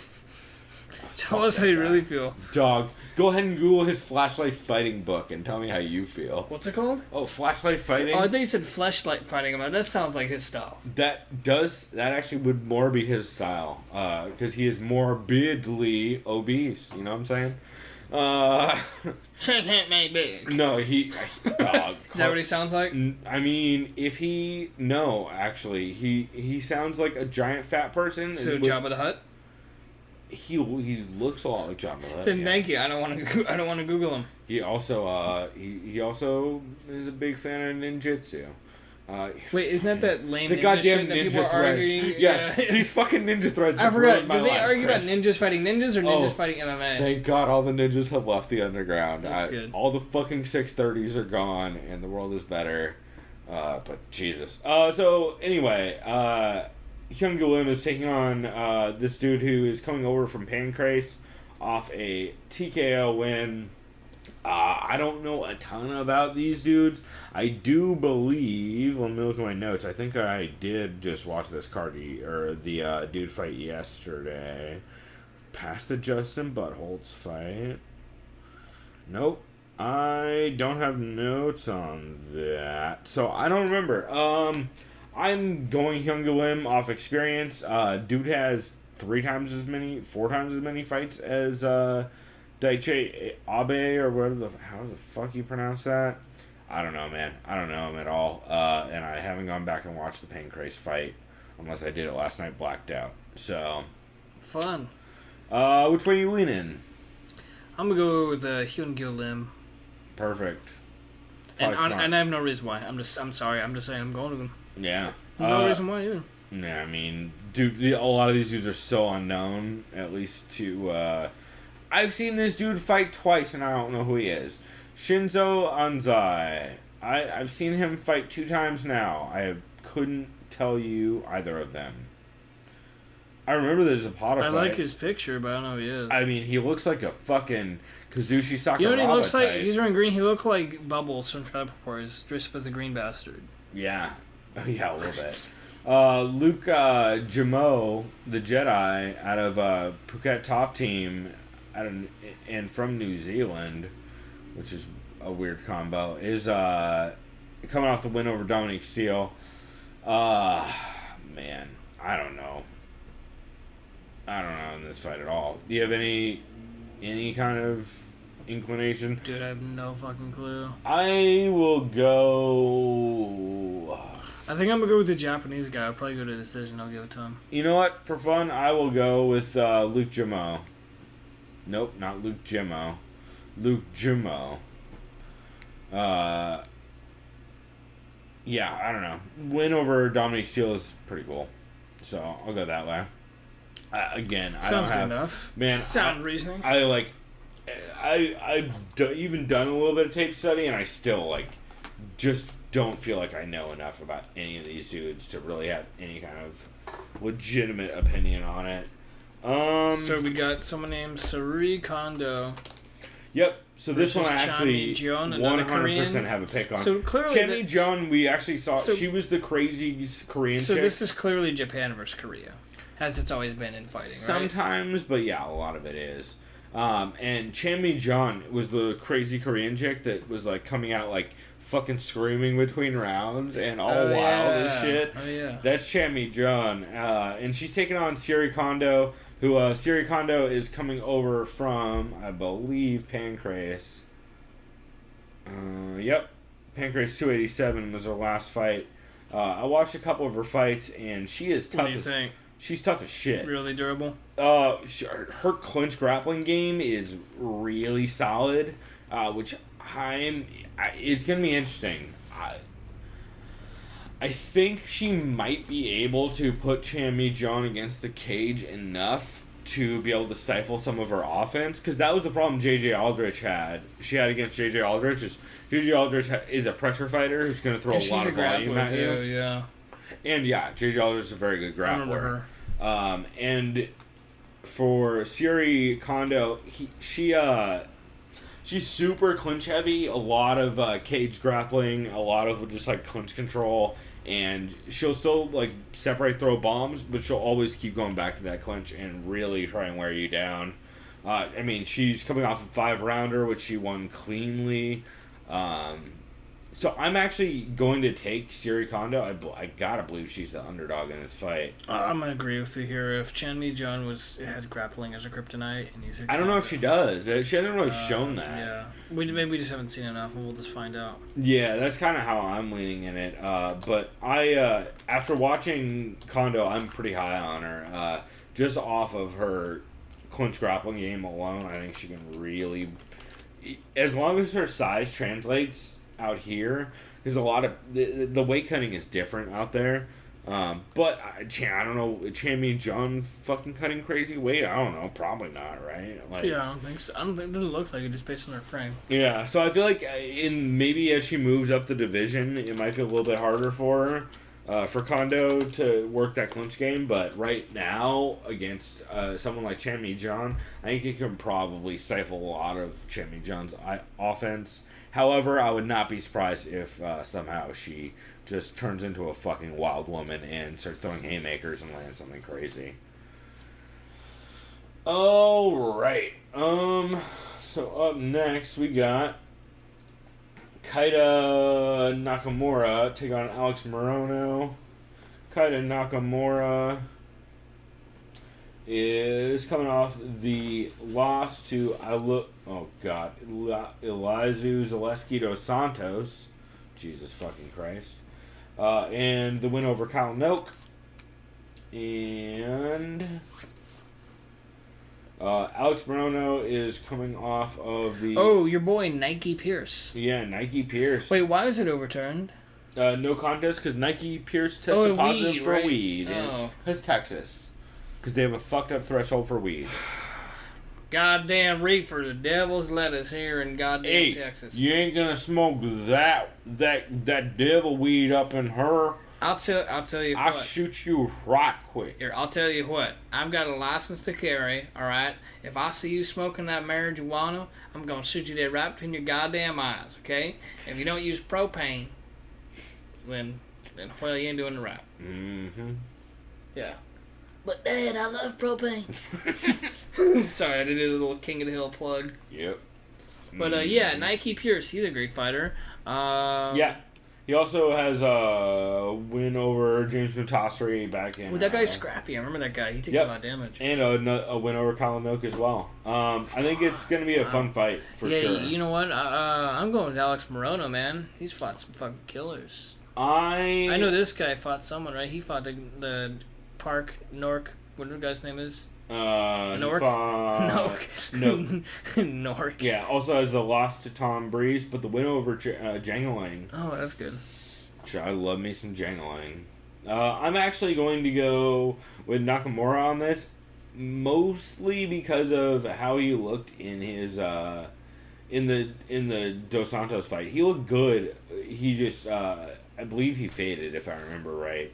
I know he ended up getting the back a couple times and looking pretty good in that fight. So I'm going to lean that direction, but again, I could see it going either way. Oka Sasaki taking on Jussier Formiga. Here's an actual fucking fight. We got Jussier Formiga coming off the... Oka Sasaki. No, wait. Yuta Sasaki. Oh, God. That's a T? That's an L. Who? Oka. Oh, then what's this guy? They say Yuta on here. Really? Where? Look. On there it says Utah. Oh, fucking Wikipedia. It is. I think you're right. I think it is Yuta Sasaki, because that's how I've always heard it pronounced. I just got thrown off weird, because fucking fucking Wikipedia, the Reddit of search engines is fucking screwing me here.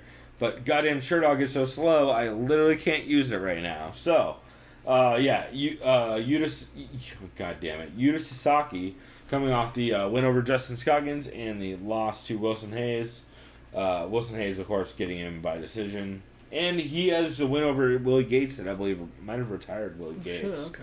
Which I love Willie Gates. If you don't know, I believe he has a barbecue place nowadays that's supposed to be amazing. He was great. Cool. But anyway, he's taking on Jussier Formiga. Jussier Formiga is coming off the loss to Ray Borg, which, a decision loss to Ray Borg, which, by the way, on a rewatch, I'm not convinced he lost that fight. And then the win over Justin Ortiz and the loss to Henry Cejudo, win over Wilson Hayes. Like, goddamn, son, Zach are you in line for Scott Jorgensen.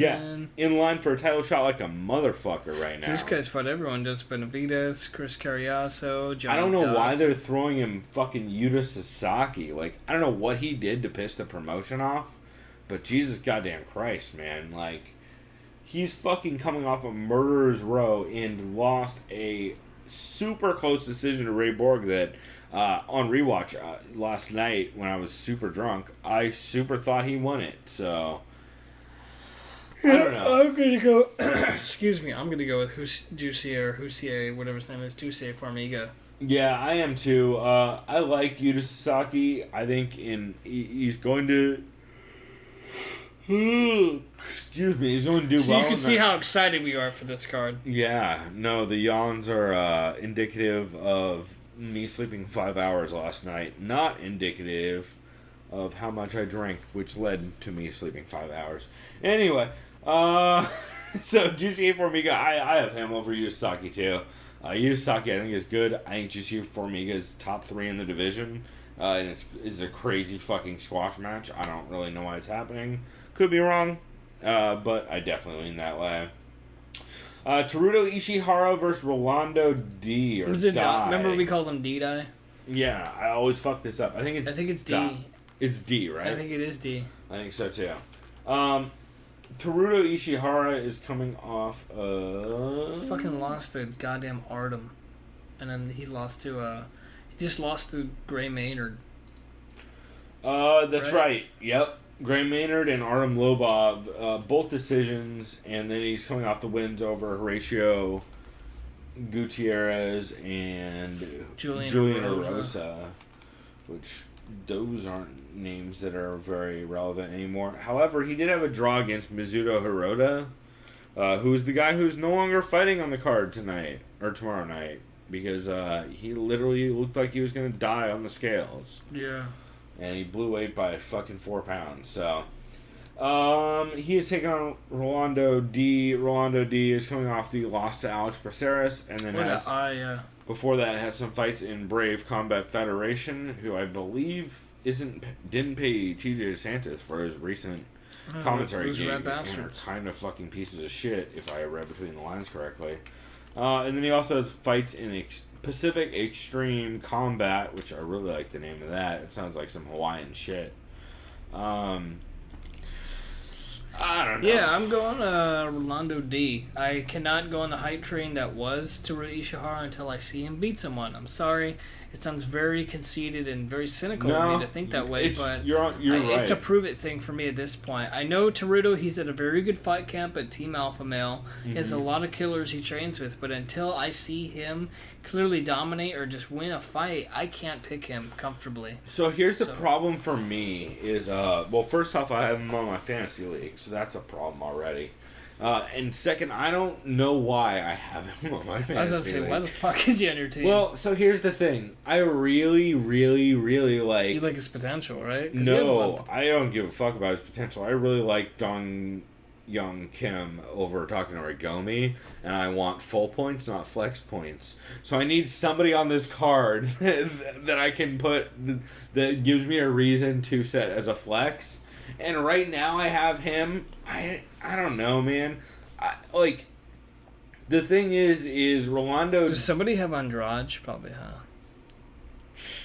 I don't know if anybody does. I should look at Dude, that. I would pick her up.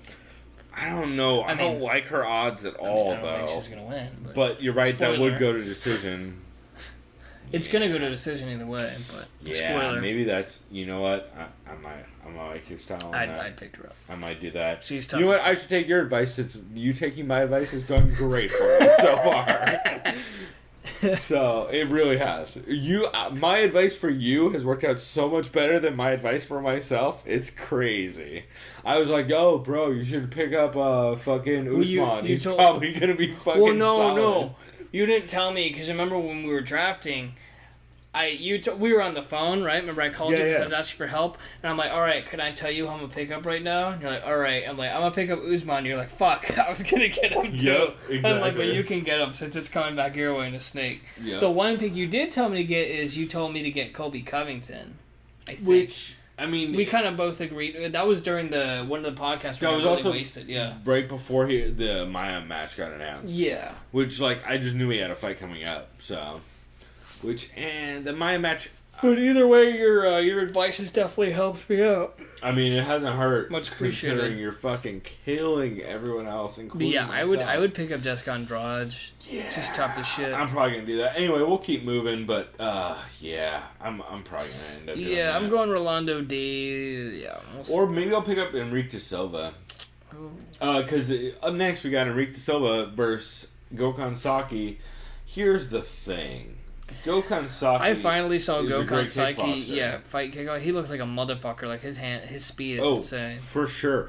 How the fuck are his takedowns since he's never fought in MMA? I have no idea. No, he's 0-1, but he fought 13 years ago because that means nothing. Against 13 fucking years ago. Go ahead and tell me who James Zikic is. Zikic. Sure, however you want to. Zikic. However you want to pronounce it. I don't know. Fuck it. Also, Cage Fighting Championships. Not even sure if I. Yeah, 13 years ago. That's all I need to know. clearly he's trained on takedown Oh, defense. God. You didn't say in 2013. You said No, 13 I said years 13 ago. years ago. Oh, God. That's a big That's difference. why I like his odds in this fight. You because like his clearly- odds because he hasn't fought in MMA in 13 years? Well, I just figured. Well, I remember he had. This was I think like 4 or 5 months ago when he was on MMA Hour. He kept talking about all he's been doing is wrestling, defense, and takedowns. And I figure if you're already that fucking good at stand up, you might as well just do wrestling. That's I was like, I don't know. We'll see. That's but pretty I'm good. so confident in his striking skills. If he just did a little bit or just like a year's worth of training of wrestling to takedown defense, I like his odds a little better. 6 months sprawl training, bro? I don't know what it is. You know, I don't know how long he's been training. No. But I know. But yeah, sprawl classic training, right? MMA meme. Yeah, no, 6 of months course, sprawl training. Yeah. No, but That's actually a very good point. I mean, that's what everyone used to say about like Mike Tyson, bro. Bro, Mike Tyson, 6 months of sprawl training, he'd fuck everyone in the UFC. Yeah, of course. Yeah. That is like always the classic go-to. Dude, Bruce Lee. Yeah, he'd be the 6 months sprawl training, he'd be dog. the GOAT at featherweight and bantam. He'd be a 2-belt champion, bro. Yeah. I'm just like, yeah. So Enrique Silva is coming off of 3 straight losses. yikes. Yanku Talaba via KO in the first in 22 seconds in, which is the most concerning. I mean, Shit. in Is that this that Hulk type guy? of matchup. That's that Hulk guy. God damn it. No, wait. Is Yes. Not, no, Yes. Enrique Silva is the Hulk guy. I thought. No, watch. Click on Young. That's that fucking incredible Hulk motherfucker who Is paints Yanku himself Talaba green. No, I think that's the, Here, look him up on Sherdog. I think it's Dude, this is Enrique the asshole. Silva. No, dude, one of those. Pretty sure. Okay, who's the Hulk? I think it's this dude. No, he's Frankenstein, who's also green. Well, it's like, yeah, it is that Okay. motherfucker. It's the Hulk. That guy's a fucking weirdo. Maybe that's what it was. Oh God, I knew. Yeah, what that's it why it's was. 22 seconds. He's like, I am the Hulk, and he's like you're green. right, Yeah, you're right, you're right. Yeah, I don't know, man. Ugh. I don't know, dude. I'm going Gokon. I'm on the goddamn Gokon train. Let's fucking go. I'm gonna take Enrique Silva. As in Mike this. Perry said, the only reason why I know how to pronounce his name is because of Dragon Ball Z. Super good. Or he said that. I think Did he? it's Ariel, yeah. Yeah, I gotta love Mike Perry. Yeah, I'll go Gokon. I mean, I'll go Enrique Silva. I don't have a good reason to. I'm not confident at all. I don't know, man. I just think that it's crazy to think that he is just going to come in and kind of steamroll the division. Oh, dude, no, I ain't saying that. I'm just, No, but I mean, like, Yeah. even a dude like De Silva who, like, motherfucker's gone to decision with dudes before. Like, I think he was on Tough Brazil, too. yeah, I don't know. Like, it just seems like a tough out, but I could be wrong. Also, shouts out to the Crickets, because the struggle is fucking real with Crickets around here lately. Oh, my God. Oh, here they go. They heard you talking. Dog, they've been going. You just... No, I shouldn't have brought it up, because it's not... Well, I'm sure somebody was, like, wanting to fucking strangle a goddamn cricket. I swear to God, I'm gonna buy a fucking lizard and send it out in that goddamn fucking area outside. I get a cat. I'll flex to some crickets. Yeah. But then I have to deal with a cat. Yeah, that's not fun. Sounds like a pain. Also, I have a grumpy-ass old dog that hangs out here a lot, and he's not the friendliest. I mean, he's very friendly. I don't know how he's gonna deal with a fucking cat. But he seems like he would be very grumpy and not very happy about it. Shouts out to Seamus. That is great. Anyway, Takanori Gomi, Dong-Yeon Kim. Not Sungun Dong-Yeon Kim. Maestro Dong-Yeon Kim, who, of course, is from the infamous Marco Polo Reyes fight. Also coming off of the win over Brendan O'Reilly by decision. And before that, the loss to Dominic Steele via slam in the third. Let's see. He is taking on Takanori Gomi, which Takanori Gomi, man. I love Takanori Gomi, but dude's record. Holy shit. Let's see. Takanori Gomi's last win was against Isaac Valley Flag at UFC 172 in 2014, now retired. And before that, his last win was over Mac Danzig in 2012, now retired. And then some fucking dude named Probably Eli. I think it's Eli. Eli He's really, really weird. Mizuoka in Mitsuoka. 2012. No idea. Or AG or IG, I don't know. In his last 4 fights, he has lost to Miles Jury, Joe Lozon, Jim Miller, and John Tuck. 3 of the 4 of those are fucking monsters, so not really any shame. However, all 4 of those last 4 fights have been knockouts in the first round. Oh, that's not true. John Tuck almost knocked him out and then decided to sub him out of just sheer mercy, whatever you want to call it. Yeah. Yeah, I'll just say right now, I'm gonna go with Maestro. This is why stand and bang. This is why I am so want a flex fighter on this card. Is because just pick up Maestro. He's probably. I already have Maestro as my main. I need someone. Oh shit, he's on your team. Yeah, I picked him up like 3 weeks ago. Didn't get Andrade, bro. Yeah, if she's still available, I'll grab Andrade probably. Because that's a smarter pick. But yeah, because I 100% think that Maestro takes I'll this. look up right now The only way Maestro doesn't take this is if Maestro comes out with his chin up in the air, trading bombs with Gomi early. I think it could give him problems. Just because dude's already taken so much fucking damage. But even then, I feel like if he lands 2 punches, he wins that fight. So I don't know, man. I like him. I not only do I like Maestro, I love talking to Gomi, but it's sad. It makes me sad to watch him fight nowadays. It's like I feel the same way about what's his face, Sakuraba. Like I love Sakuraba to death. Never want to see him get punched in the face again. It's not fun anymore. Oh, dude, someone owns Jessica Andrade. Did they pick her up finally? Yeah, someone picture Snow White did. Oh, right. For a second, I thought it was you. Unless you I always mix up Snow White. Unless you want to say, fuck this shit and go Gokhan Saki, but that's kind of a game. No, Gokhan Saki already got picked up. Oh, he did? Wow. Yeah, Lofitz picked him up. Oh, shit. Yeah. So that's why I kind of want Enrique Silva, because I know he's still around. But, like, I feel like Ishihara is a better bet than Enrique Silva. It's kind of a toss-up. Does someone have OSP? Does somebody have Jussier? Oh, let me look at OSP. Oh, somebody for sure has OSP and Okami. I already know. Because someone had OSP over Shogun. Yeah, Lofitz has OSP. Yep. Fucking Lofitz. Lofitz runs the league, so... You said Okami, but I would not want Okami in the flex. I'm sorry. No, somebody already picked up Okami, too. Oh my god, someone did. Yeah. Jesus. How about Jussier? Somebody probably picked up Jussier.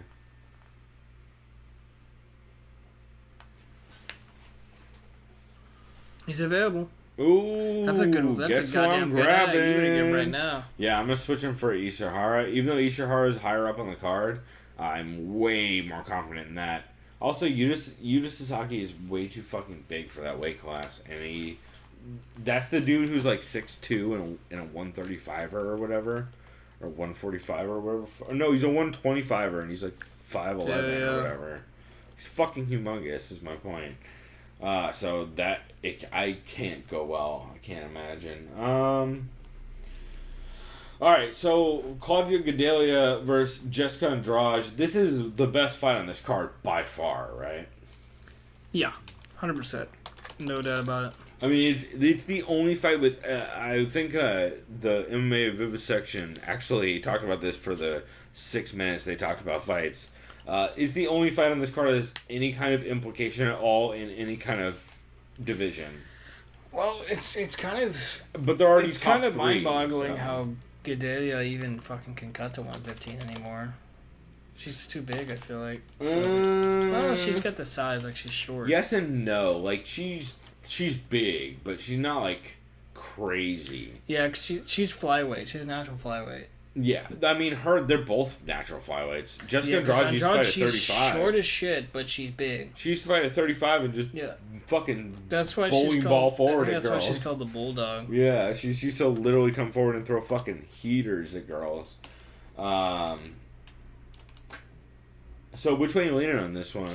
I'm going Claudia Gadelha. I think she's going to really utilize her grappling and wrestling. Yep. She's going to know Jessica Andrade is someone who comes forward and pressure fights the whole time, and she's going to just be able to just kind of nullify that, but immediately take her to the ground, and just kind of getting her to where she works her best, take her to her world, her realm of style. And, Andrade hits hard, goes hard, but Comes forward, for sure. Gadelia survived against Joanna, man, those shots, and she's got a chin. Yeah, I just see Gadelia. I think it's gonna be a unit. You know what? It probably will be split. Well, no, see, I don't. That's bullshit. I can't call that. It's gonna be a Gadelia victory. It would be split, but this isn't on UFC 216. Boom, Adelaide Byrd joke, bitches. Yeah, exactly. So, yeah, I'm going with Claudia on this. Yeah, I am as well. The reason I'm going Claudia on it is mainly because this is a 3-rounder, not a 5-rounder. If this was a 5-rounder, I think Claudia probably drops the 3rd round and maybe even would drop the 4th and 5th. Just because Jessica Andrade is going to have way better cardio. And I think while Claudia's going to come out big in the first 2, I think she is going to tire. But it being only a 3-round fight, I could see 30-27 Claudia or 29-28 Claudia. I think she steals the first 2 and does enough damage and works enough to get the decision. But, I mean, Andrade has surprised me before. And she's tough as fucking nails. So, who knows? But, yeah, I gotta lean Claudia. And then we have OSP versus Yushin Okami, the fight that no one asked for. All I'm going to say is this. OSP's going to win.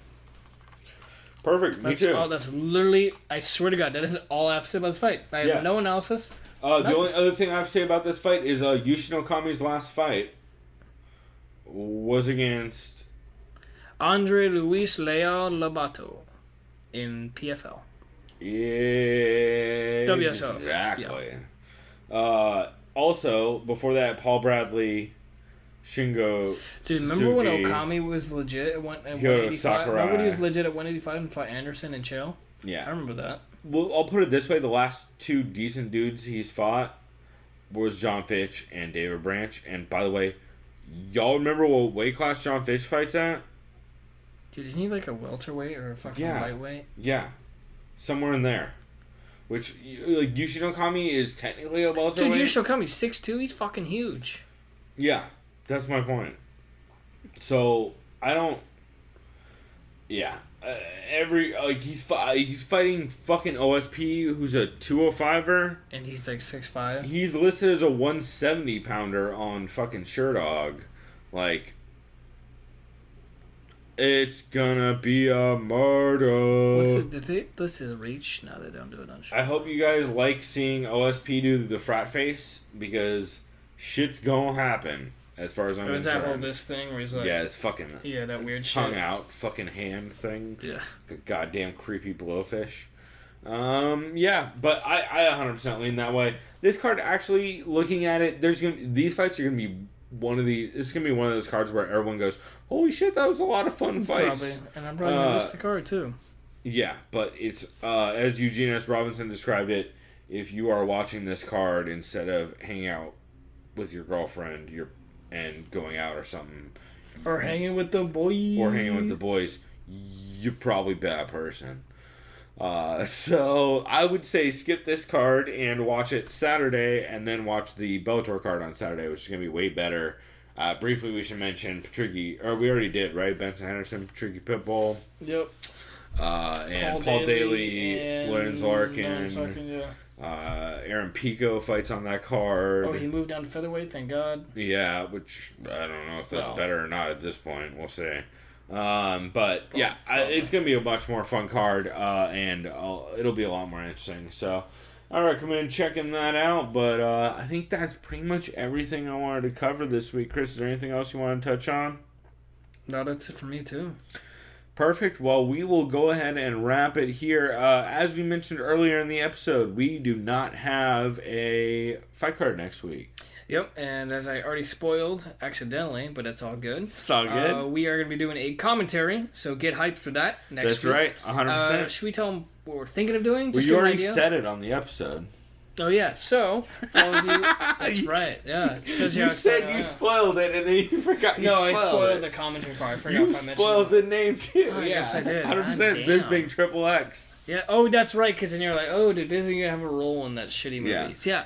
So, Triple X, Return of Xander Cage. For all you Triple X fans who missed seeing Vin Diesel after the first one and didn't like Ice Cube, You may or may not like this one. Hey, I may or may not like this one. I have very mixed feelings about the first two XXX movies. They're fun. They're garbage, I'll say this. though. The second one was really bad, but Willem Dafoe kind of saved it because he's such a great comical villain. Yeah, because Willem Dafoe is a crazy person. He's a fucking maniac. Oh my god. Yeah, all I'll say is somewhere I'm gonna deep down you'll hear a noise coming out of old Bobby Preux. Yeah. All I'll say is for next week I'm gonna need a lot of weed. Yeah. To get through this. Oh, we're gonna get high as shit, and we're gonna hey guys, G6 will be here probably. That's right, G6 and possibly my brother. We will see. Hopefully that's right. Get him here. So G6 will hopefully be flying high with us. There's a plain joke for y'all. Next weekend when we record that, so hopefully we'll have it out Saturday-ish, maybe Sunday, depending on when we record. But yeah, that should be a lot of fun. I love the commentary episodes. I'm not going to lie. I promise I'm not going to get as trashed as I was for the fucking Kickboxer Vengeance one. I got so hyped, and then I got overly hyped, and then I was like, oh, I should get trashed for this movie. And that led to bad decision making. Also, I'm not going to drink an energy drink and then take a bunch of shots this time, because that's not a good plan. Yeah, caffeine and hard alcohol. Is great in moderation. You can't take a lot of caffeine and a lot of hard alcohol. Not good for your heart all at once. My heart's fine. It's not a bitch. I got heart of a lion. Heart of a lion, mate. One punch, which is how I lost. Was one fucking punch. One shot, heart of a lion. Yeah, we say one shot, one kill. Oh man. All right, well, we will wrap it here. But you guys can find us thesoundofviolence.com. TSOV pod on Twitter. Send us an email at christhesoundofviolence.com or sovpod@gmail.com. Shoot us an email telling us what MMA podcast we should check out and which ones we're missing out on, or send us a tweet at tsovpod. I'm at the Pulver on Twitter, and I'm at Chris Medaffer on Twitter. And one of these days, Chris will actually tweet something other than something about CFFC 64 back in January or February, whatever it was. So we will be back next week with that commentary. But yeah, like I said, until next time, hit us up. Let us know what we should be listening to. And we'll maybe talk about MMA Podcasts next week. Probably not going to be a lot to talk about. Maybe a couple quick mentions. Yeah, maybe we'll if we hear any really good, like if Rogan does a fight companion or anything crazy, maybe we'll talk about that. So we'll go ahead and wrap it there. But everybody, go have a good week. Go enjoy your fucking weekend, and maybe don't spend it inside watching a fucking card in Japan. Up to you. Maybe do that. I might do that. I don't know. I'm a trash person like that. So we're going to wrap it there. But until next time, everybody, go do something decadent. We out. Leave.